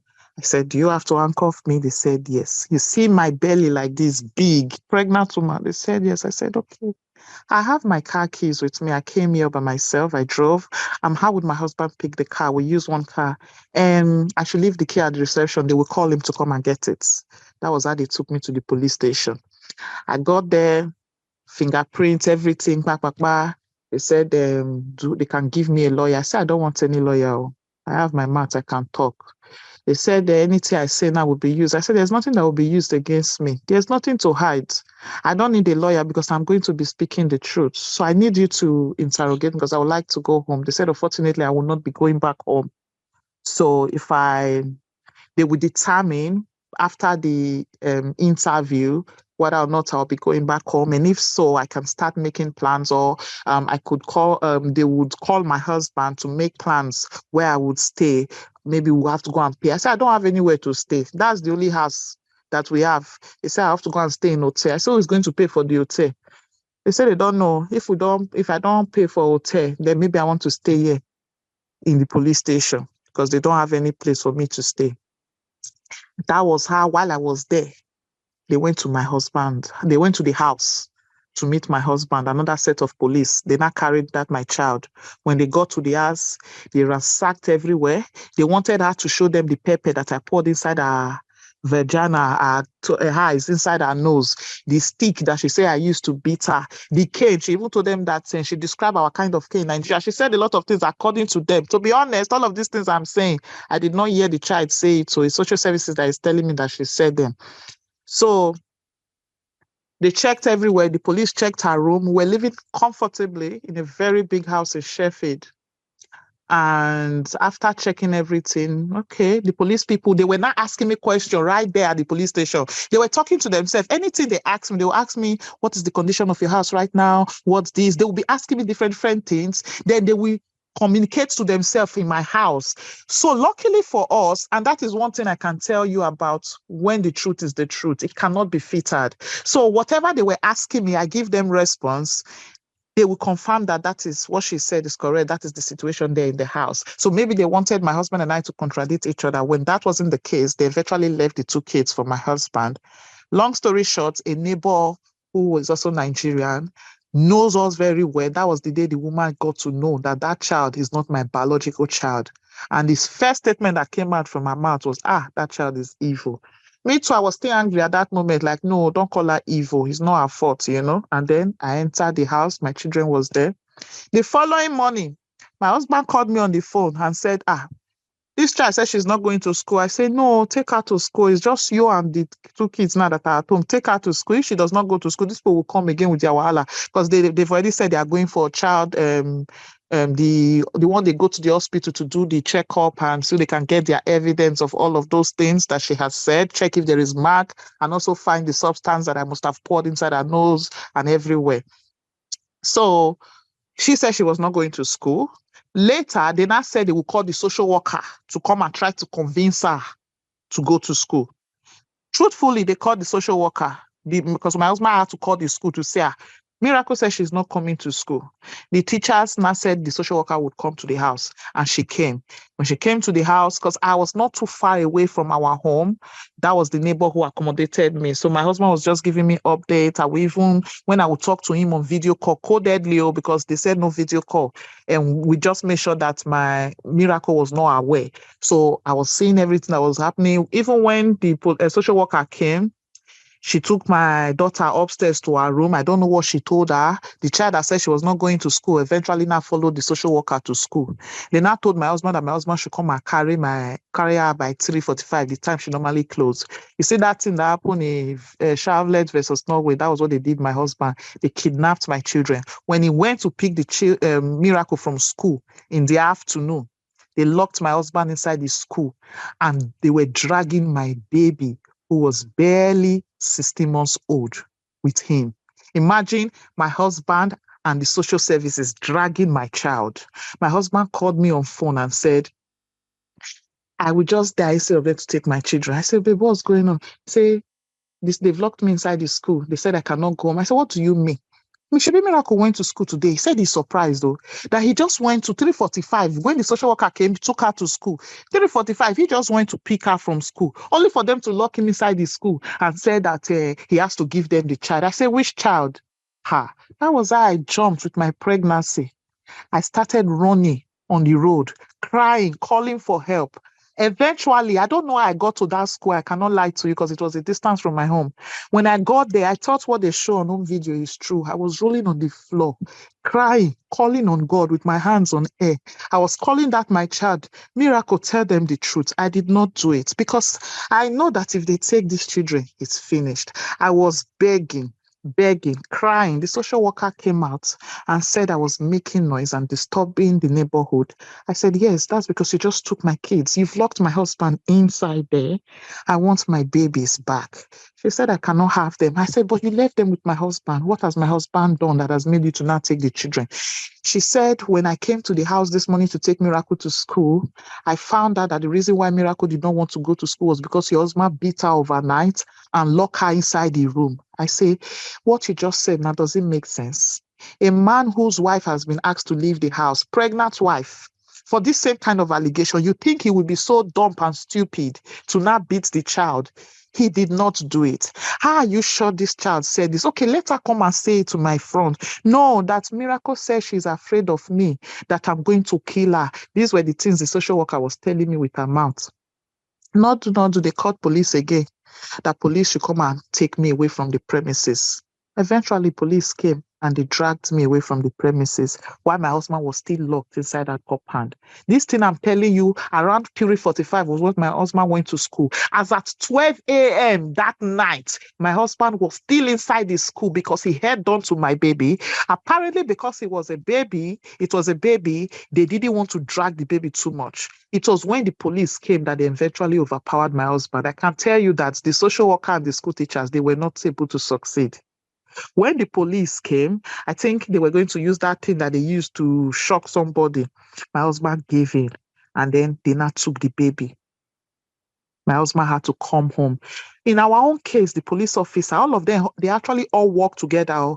But the police officer who was investigating our case, Officer Beck, God bless him wherever he is, he was a good man. He was a white man, but he was very, very good. For some reason, he just believed me. He believed every word that came out from my mouth. So he was actually trying his best to support us. He came out and he said, I know how you feel now. You and your husband, go back home. Tomorrow is another day. You take it from there. I say, how do you just take people's children like that? And they say, we should sign the section 20, blah, blah, blah. I say, I cannot sign for you to take my children. Is that possible? I will just sign paper and say, take my children. They say for temporary. I say, temporary, even if it's for 1 second, I cannot sign. And they say that we have to not keep the children under the police custody for 72 hours while the social services will go to court to get a court order. The following morning, they went to do the child medical at the hospital. Lo and behold, I still have that doctor's report because when I'm telling my story in a movie, I'm going to make sure that every one of them, I already told them in court before that I was going to expose them. The doctor who did the medical said to them, clearly, this child has said all of these things, but there is no sign of abuse. There is no evidence. The doctor said this child is as clean and as spotless as anything. The doctor's report also stated that no substance, anything like that was found inside her nose, pepper, or her genitals. And then the doctor now said, however, she noticed there is something on her towels, but she can tell that it looks more of stretch mark. It's possible the child may have been hitting with a stick, since that's what the child said. However, it looks more of a stretch mark to her. But the reality is it's stretch mark. Every woman will know what I'm talking about. When a woman is developing, because she's a child, she was already growing, her towels had those stretch marks that would look like something that is swollen right there. But the doctor even said it, that it was more of stretch mark than being beaten with a stick. Other than that, there is no part of her body that had scars. So if this child says they beat her every day with a stick or with a cane, it go for sure now. As God will have it, the doctor also now said it, that there was something about her demeanor and that this child looked strange. The doctor also wrote it in the doctor's reports, in her report, that while she was examining the child said to her that the witches were coming to get her. Imagine a white person writing that in a statement. Yes, that was what the doctor wrote. That Miracle said to her that the witches were coming for her and that they were coming to kill her. They wanted her to, kill. Because according to her, they want her to stab my husband to death. They also want her to kill my little baby. All of that was in that report. Guess what these people did? They never tendered that report in court when they needed to get the order to remove my children. Even though that report, because I know about this, because even though I was not physically present, the doctor called me on the phone. That examination took 4 hours. They examined Miracle, they examined my biological child as well. and there was no injury on my child's body. Likewise, miracle. And the doctor now said it to the social services, social worker who brought them. Those social workers, those two of them, they were English. They were quite nice and understanding. At that point, they now also said, well, in this case, there is nothing they can do. Guess what? It was on a weekend, Friday, or Thursday, rather. Sorry, it was on a Thursday. Then on Friday, they went to court. They did not take that doctor's report. They told all their lies, added their own, saying that even right now, they are pursuing case of child trafficking because according to them, my daughter has said that I'm not her mother, but me, I'm still saying she's my daughter. So this is there was a word they used, possible case of child trafficking. They even said I'm not the one that gave birth to my own biological child as well. And the court gave them an order to remove the children on an interim care order. Fast forward to Monday. Monday came. They changed the social workers. They now brought the devil herself. One Pakistan young lady, they brought this girl. This girl was the devil. You see, human beings are devil. There's no devil anyway. It is we human beings. This girl that they now brought, you will sit down, somebody will just be lying before you. You cannot do anything. You just be crying. Even if you say anything, she's the law. What she has said is what they believe. What she has said is what is the truth. I said, why would they change social worker? What happened to the social workers that were there before? I now called that one because we had a number. She now said, she's sorry, but as of this morning, they've transferred the case to a new different social worker. That one now came to my house to see me where I was squatting. Eventually, the police had already said, okay, I can move into my home now because they've not taken the children away from us. Like I said, if I want to explain it, but this was actually what happened. That's how we started. It took us 9 months before we got our children back. That was how we started. Eventually, they went to do DNA tests. Even when this doctor's report, bear in mind, doctor's report was out, they did not release it. They did not bring it. They kept us telling us, every time we go to court, I'll tell my lawyers that the doctor's report is out. That doctor's report, why can't they provide it? They said an official report is not out. If me, I have the report, I should go and bring it. That was their response. These people are evil. And then they said that is the doctor's report is even secondary right now. Do I know I'm facing a case of child trafficking? They now went to, at that point, I told them, I don't know what you mean. There's nothing to lie about. She is not my biological child, but she is my daughter. And I stand on it that she's my daughter.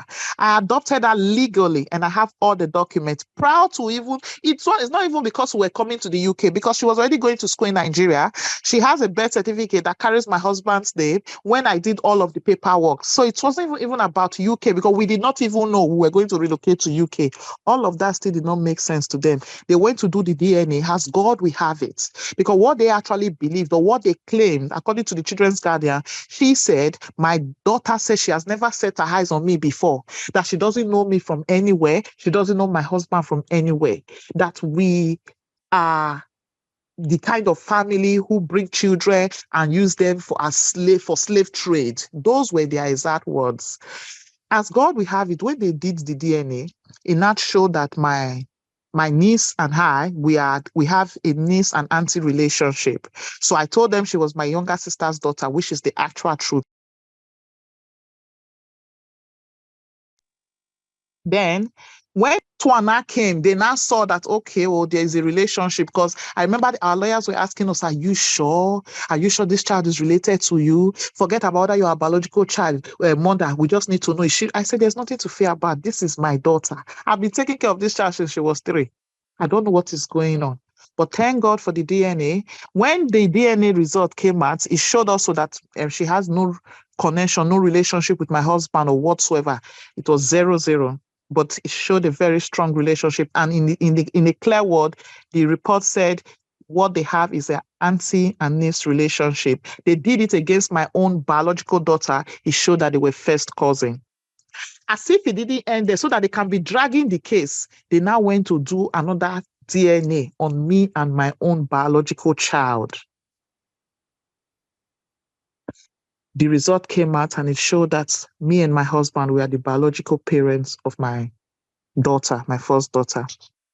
That's how we kept on dragging this case. It's not as easy as I'm saying it. It was an hurdle. But one thing I can tell you, I feel like everyone here is so privileged to know this platform, to know Mr. Lalekon. It was a classmate of mine who he has also helped that said to me, there was a man who helped my sister when they took her children. Let me give you the number. I don't know why Mr. Lalekon is not a lawyer, but I can bet you he knows everything truthfully. He was the one who would go through my statements, rewrite it, reconstruct it, put the right words. And each and every time my statement went to court, the judge is always there to say, this is not going to be an easy case. His parents are very intelligent, especially the mother. The reason was not because I was just too intelligent. It was because for every statement I take to courts, Mr. Lalekon, we have to. And the way Mr. Lalekon will arrange it, the way he will put the law there, they knew they were messing with the wrong people, and the judge never failed to tell them. But they were head-bent on making sure that I never get to see my children. Fast forward to when I gave birth to my baby, I had to run away from Sheffield to London, thinking that my baby would not fall under their jurisdiction. Because it's been 5 months, we are still fighting this case. Its doctor's report eventually came out. They said that one doesn't matter, even though the doctor's report, the fact that the doctor made a clause there saying that in that stretch mark, there's a possibility that it could also be a stick. You can imagine, how can a child make such an allegation and the doctor have come to counter it? You are now holding on to just one thing that the doctor said, that there's a swell in our tiles. However, it looks like it does look like stretch mark. However, being hit with a stick cannot be ruled out. That was the one they now head on to. It's no longer child trafficking again, but I can tell you, for every given time, they kept on looking for one lies to tell. And I can tell you that since the 25th and 26th that they took that my child, Miracle, till this day, I have never set my eyes on her. I don't know what they fed her. I don't know what they told her. This child says she never wants to set her eyes on me. According to them, because like I said, I've not set my eyes on her. When she left the house that morning on the 26th of January, that was the last time I have ever seen that girl till dates.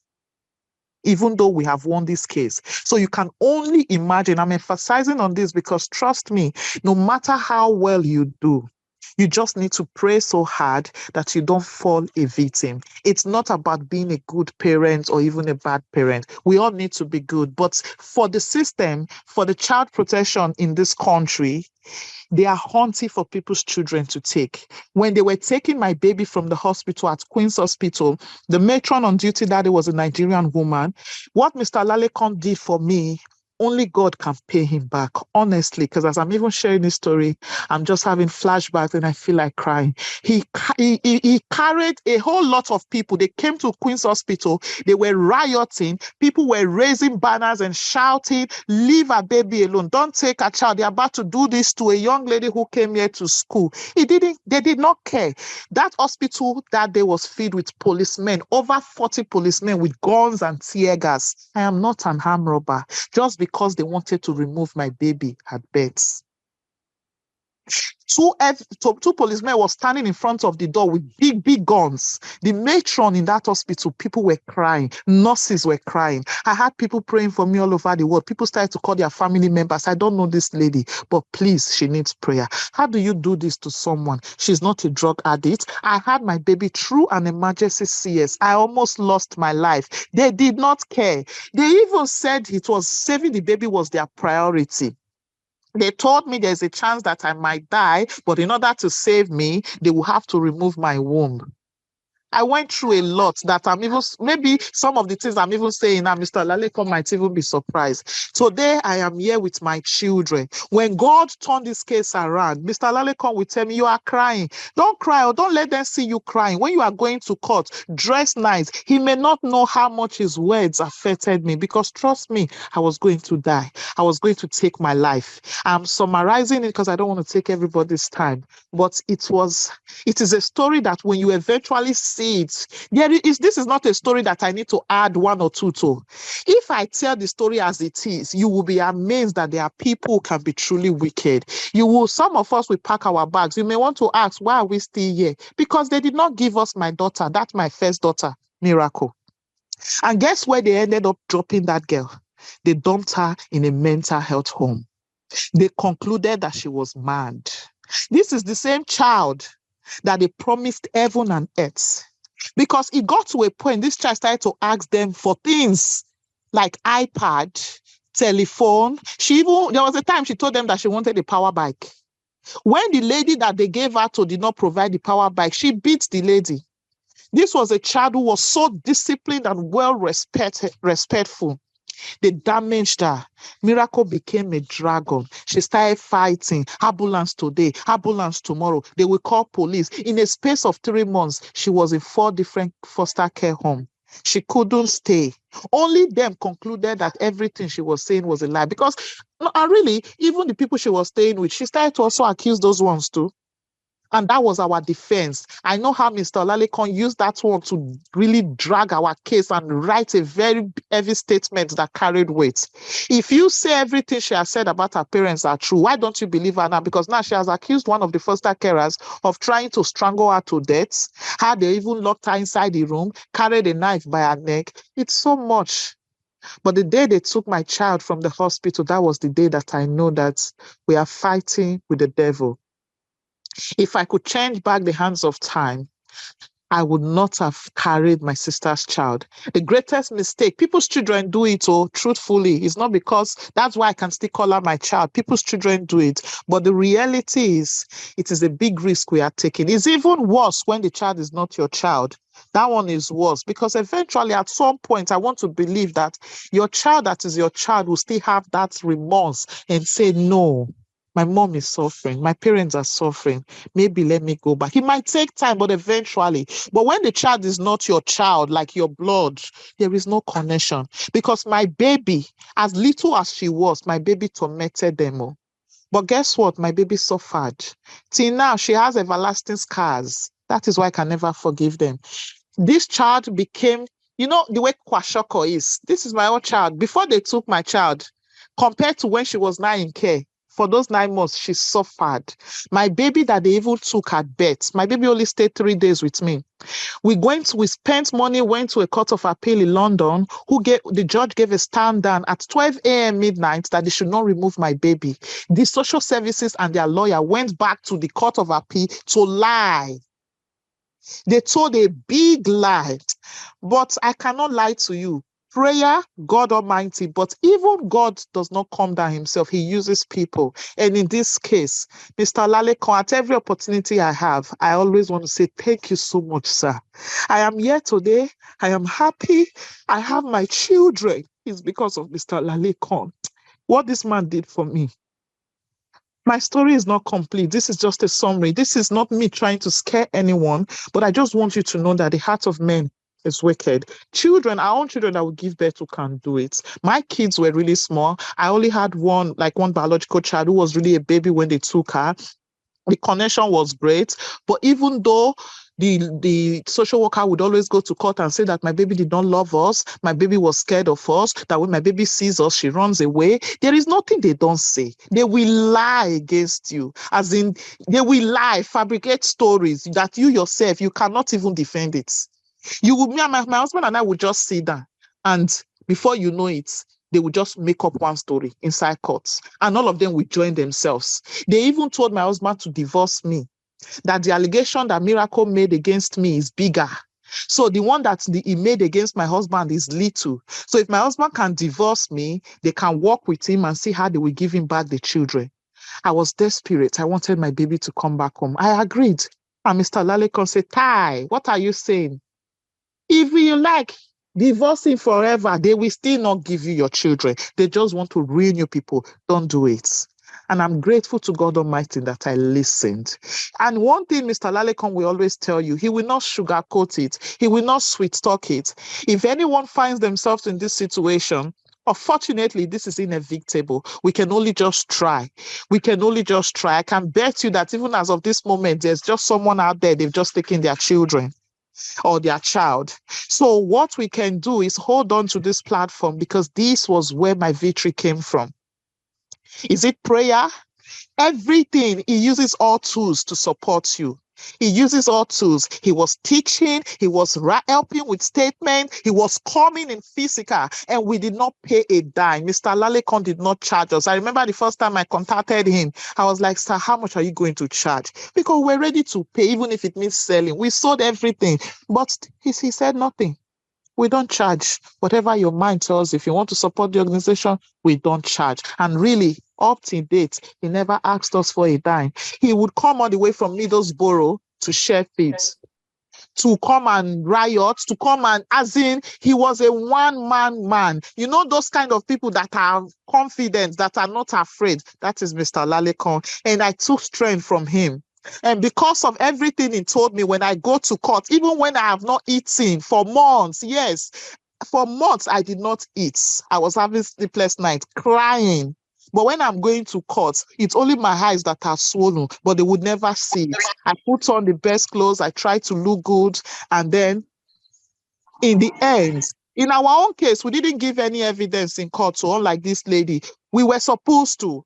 As a matter of fact, the day we were supposed to go and give evidence, like, get into the witness box, that was the day God said it was enough. And I remember just the night before, Mr. Lalekon said, your name is Esther. Can't you pray? Esther chapter 6, chapter 7, pray, call on God, wake up at night. And I did. I went naked, I cried, I rolled on the floor, it was cold. My husband and I, we held hands, we prayed. We shook the heaven that night, and I can tell you for a fact that God answers prayers. He may not come the exact time, but his time is always the best. When they said they were going to do this, and they will take us to where they will be using camera to check us, Mr. Lalekon took it personal. It was as if it was his children they took. Why would you allow that? Did you do it? The doctor's report is there. On what evidence? On what ground? On what basis? I will say, sir, and even if they want to put me there, let me go as long as I'm with my child. He said, when you do that, you are giving in. And I just really thank God. There were times I wanted to not listen, but I thank God that I listened, because every advice he gave me victory. And when we won the case, we got into the court that day, the judge became our mouthpiece. Let me not even forget to add that these people are so corrupt that when they get into your family, they can destroy family. My auntie, who had put her name forward initially, that in case they don't give me my children, they will give that my auntie. That's how they went to bribe that one, that they will be paying 3,400 actually for each child, and that her house was small. They will give her a bigger house so that she can take my children, just so they can be working together. My auntie also turned against me and accused me as well, and then, but as God will have it, I told Mr. Lalekon said, I told you, family, even your mama said, you are the one that will take your child. Tell them you want your children back. They don't have a right to take your children from you. And I thank God I really listened. I just want to say thank you. Thank you is never enough. I'm telling this story so people will understand the gravity of it. There's so much to be said. There's so much that happened. There's so much we went through, but the night will not be enough. However, today I have my kids with me. It was not under any supervision order. The case was discharged and acquitted. The lawyers left the court in shame.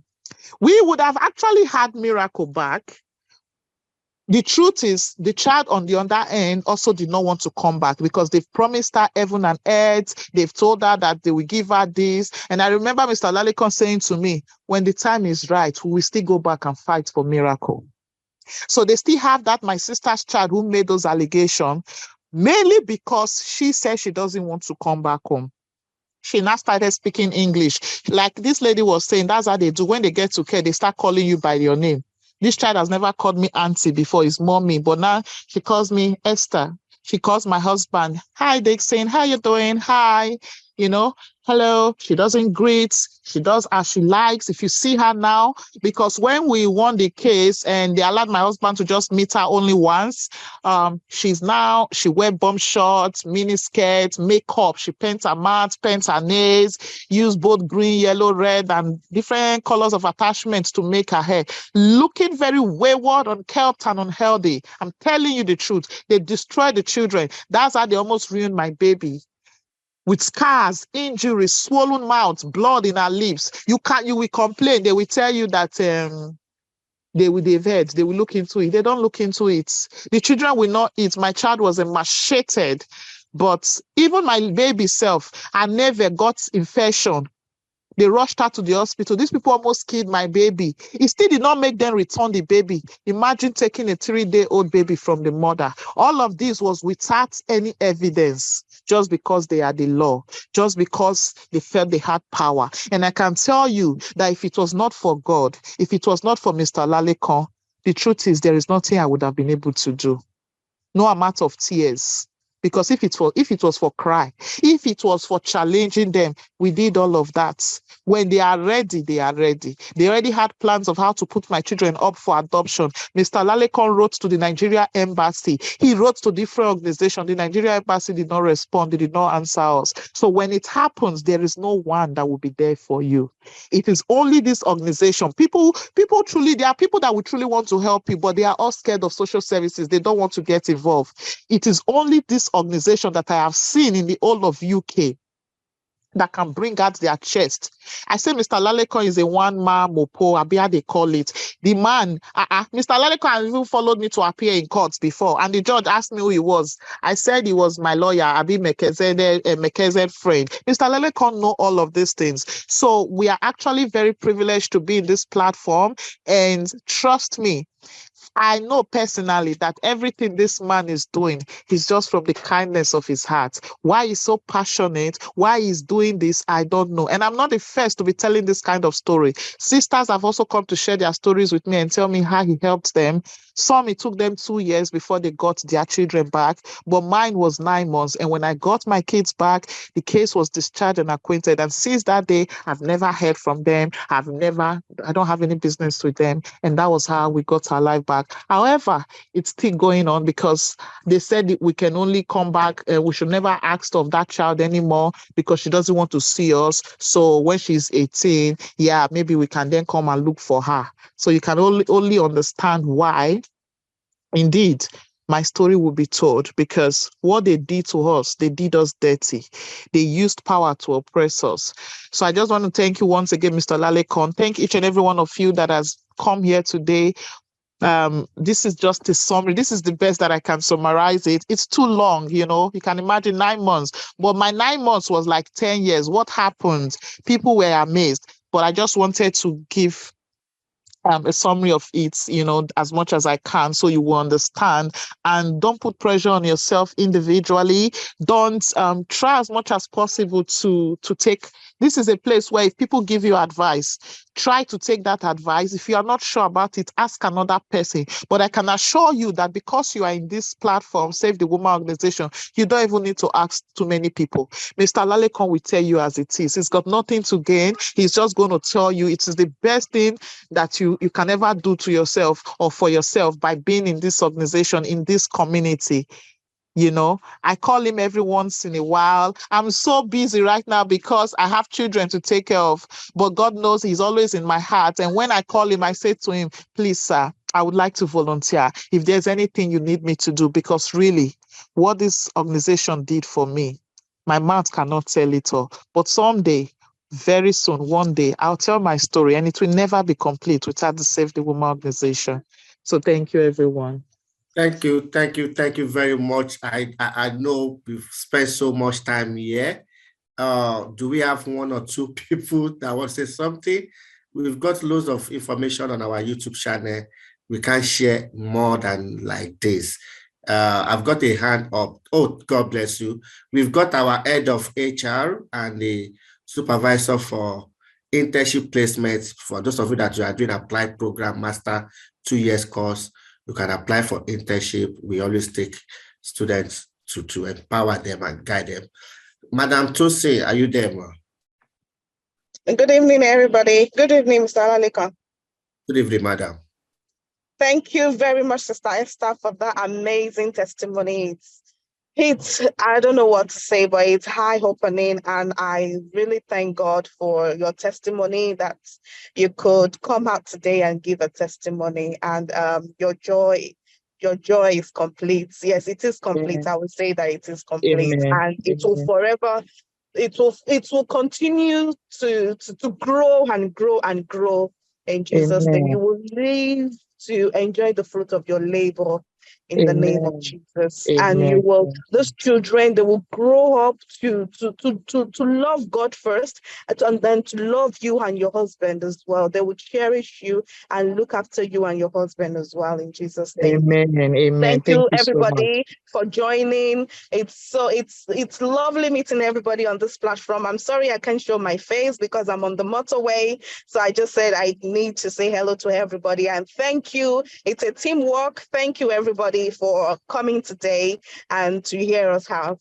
God bless you, everybody. Thank you so much. Thank you, madam. Esther, you can see now we are growing. That's one of the Yes. team members. They have been relieving a lot of stress, So Yeah. it's becoming interesting now. We need more people to volunteer. We need more people to put in their resources, put your money where your mouth are, and your energy, your skills, your knowledge. We need it. Don't worry if you have never done that before, we can put you through. Everything is about learning, and it's a teamwork, like Madam Tosa has mentioned. You might not have that confidence, boldness, ability, but coming to us, so for those of you that you don't know, why we work together, you learn, and before you know, within a couple of months, you are already there, leading the skills and displaying your skills. So that's what we are there for. I've seen another hands up. Whose hands is that? Is that Oluwatobi? Yes. Go ahead. Do we have Dr. Tosin around as well? Toby? Yeah, I'm the one raising my hand. Okay, go ahead, sir. Thank you so much. I just want to thank you for it was just 7 days ago I discussed with you about this particular meeting, that this meeting is to hold, and everybody is already, it's Mr. Olale saved I'm a doctor, yeah, but Mr. Olale saved a colleague of mine from losing 3 children, and that was how I got to know him. And that's why I felt every doctor coming to the UK to practice need to know the extent of what they are coming into, and also, have a plan, because at the end of the day, you don't only plan your career, you plan the family, you plan everything. And thank you so much, Mr. Olale. I really appreciate, and everyone that has given their testimonies. Me and my colleague, our testimony did not come up today, so another time. Thank you. So I just want to say thank you. Thank you very much. To round up, I've just got one of our videos to tell you more about what we do and how you can be of help. We've got a program that we can use to empower you. All you need to do is to register for that course.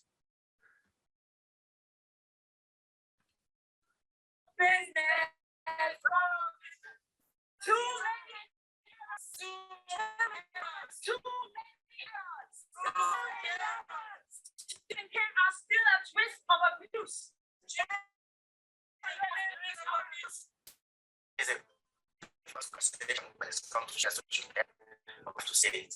Currently, it's in our system.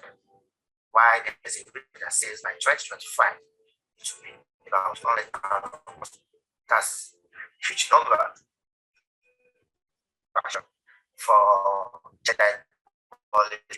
I want to see this having kind of bitterness.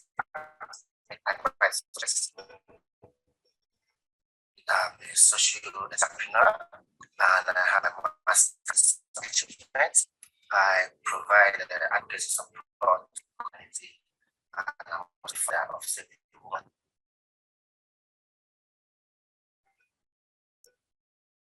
Started as a project with the help of this university and student union and other enactors group. Got to stage. They said go to a stage and speak on something to be registered in England and Wales because it's provide support.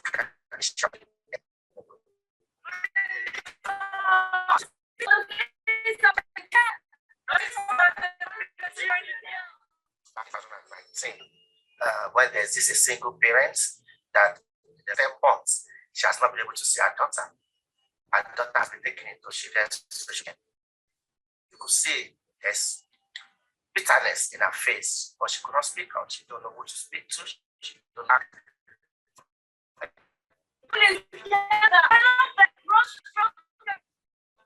My children are my joy, my joy, you know. And if a parent just woke up midnight, look left, right, you can't find your child. That's one of the hardest things. When I listen to her carefully, I approach the local authority to seek for more information because that's what we do. We try to balance the view, just depend on what the parent told us. So that made us ask, and when we look into that case, we see elements of injustice. We see elements of systemic racism, Afrophobia racism, and particularly nepotism. Because according to the mother, when we looked through the documents that we found out, the teacher that raised concern that a child made a disclosure was the person that eventually managed or negotiated full status that child, which is ridiculous, you know. So we try to see what they can do. We go through the complete procedure. Nothing has been done. We use the political platform. Nothing has been done since everybody was silent. So that's why we still make it up on the times and because of the children back for the parents. We need love with authority. The authority is not on machine. We need authority as a human heart. Respect our tendency. Respect our tendency.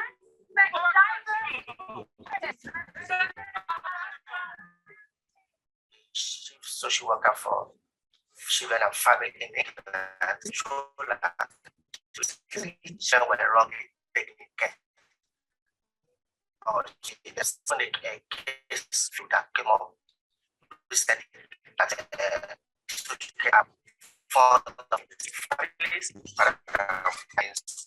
So it's not about linear to community, particular culture.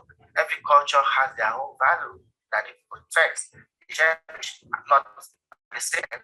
You have to be careful to some of the procedures and policies, not only disrespecting some people's culture, but they were prejudiced against people. Justice for the families of children in care. Justice for the families of children in care. Make home safe. Nobody's asking for a special treatment. What people are asking for is justice. Respect, you know what I mean? Treating people with respect. And that's go back to the training given to social worker. More needs to be done by the government by training and educating the professionals, the social worker. And that is why Sigma is also doing their own past. Recently launched a sentiment course educating parents for them to also understand their responsibility because there's a law that says you have to protect these children. Safeguarding, and that course is about enlightening parents, educating them, equipping them with skills and law regulations of this country, and to be able to give best to their child and protect children. Because if there's no education system, they have to protect you.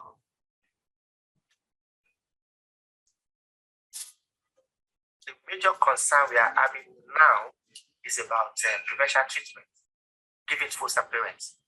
when they did not bet family to support them. Bet family needs more support. Support families, not the look after children industry. Support families, not the look after children industry.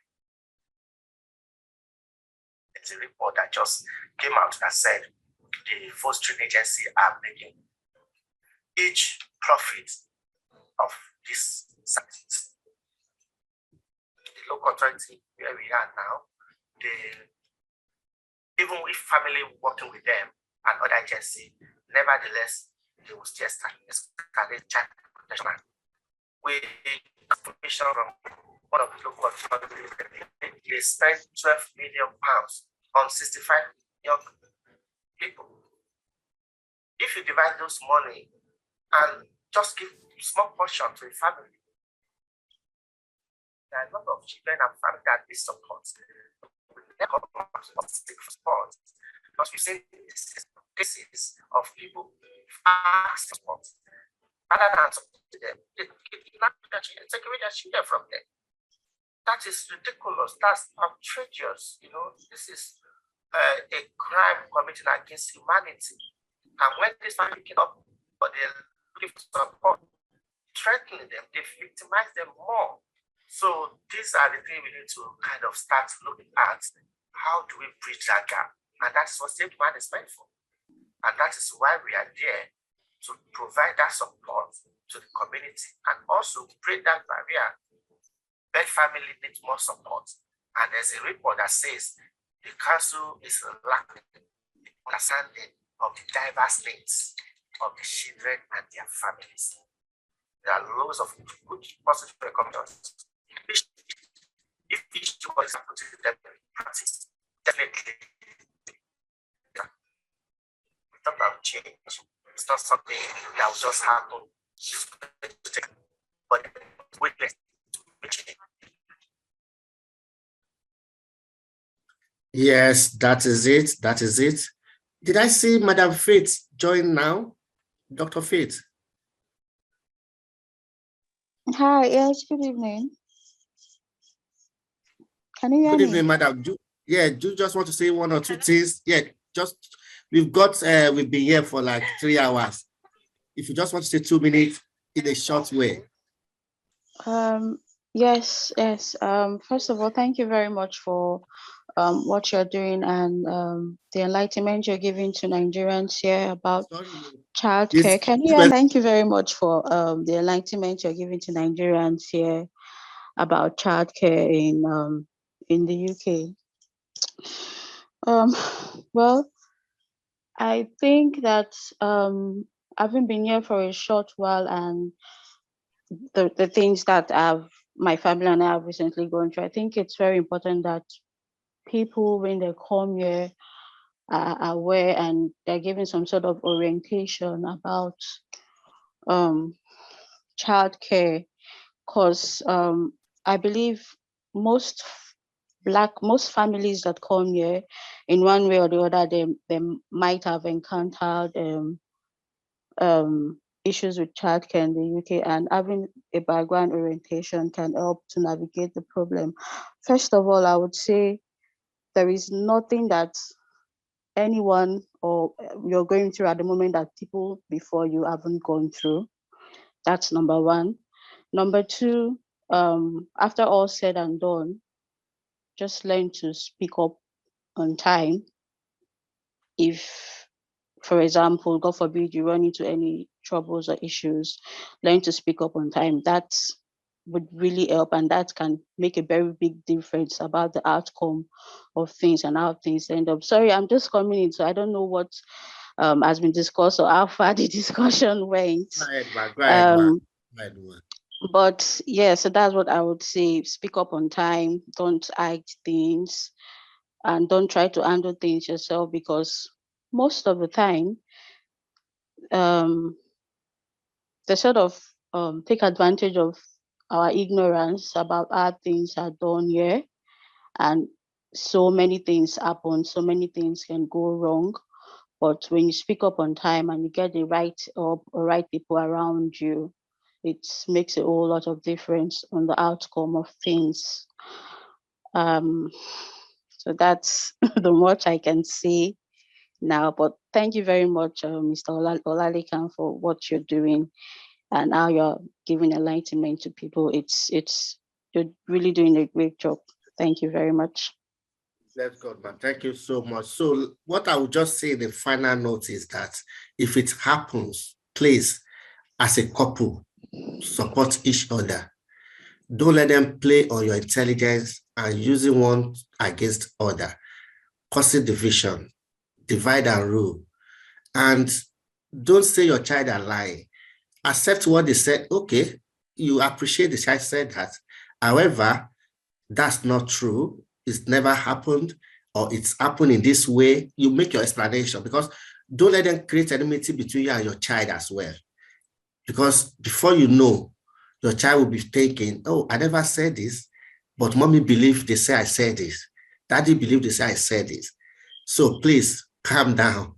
And like you could see the mother, that they had to do DNA test. Just imagine if that result come back and doesn't match the blood, they want to cause another thing entirely. Because if they want to do DNA, they should have done it on the adopted child.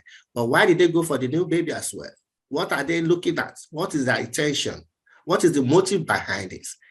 Even the teacher that make a referral, was it in a good faith? Was it because the child has been subjected to bullying, and because you are raising a concern and they don't want that to go bad on their school, they just use their power to silence, intimidate, threaten you? Where are you coming from? What are you? Why are you challenging us? Where are you coming from? Why will you go against our, So please, I saw some of our team members from Manchester as well. Yes. Do you have anybody that wants to say anything? We have branches across UK. We support people in Wales, Scotland, Northern Ireland. So there's nowhere you are living or you are coming to that you cannot participate or get involved. So please let us know, reach out to us. I've put our email there. Because of our time, Dr. Toby, should we call it a day, or is there anything? Yeah, thank you so much. It's been a wonderful day. And to be sincere, let me tell you what has happened today. The everybody that attended today, we've actually been in orientation from 4 p.m. actually before we switched to your. So it's been a long day really, but I was grateful that nobody felt like they wasted their time. They were grateful that they were here. And Save the Woman is going to grow bigger than you think, and we're going to make impact. Okay. Thank you.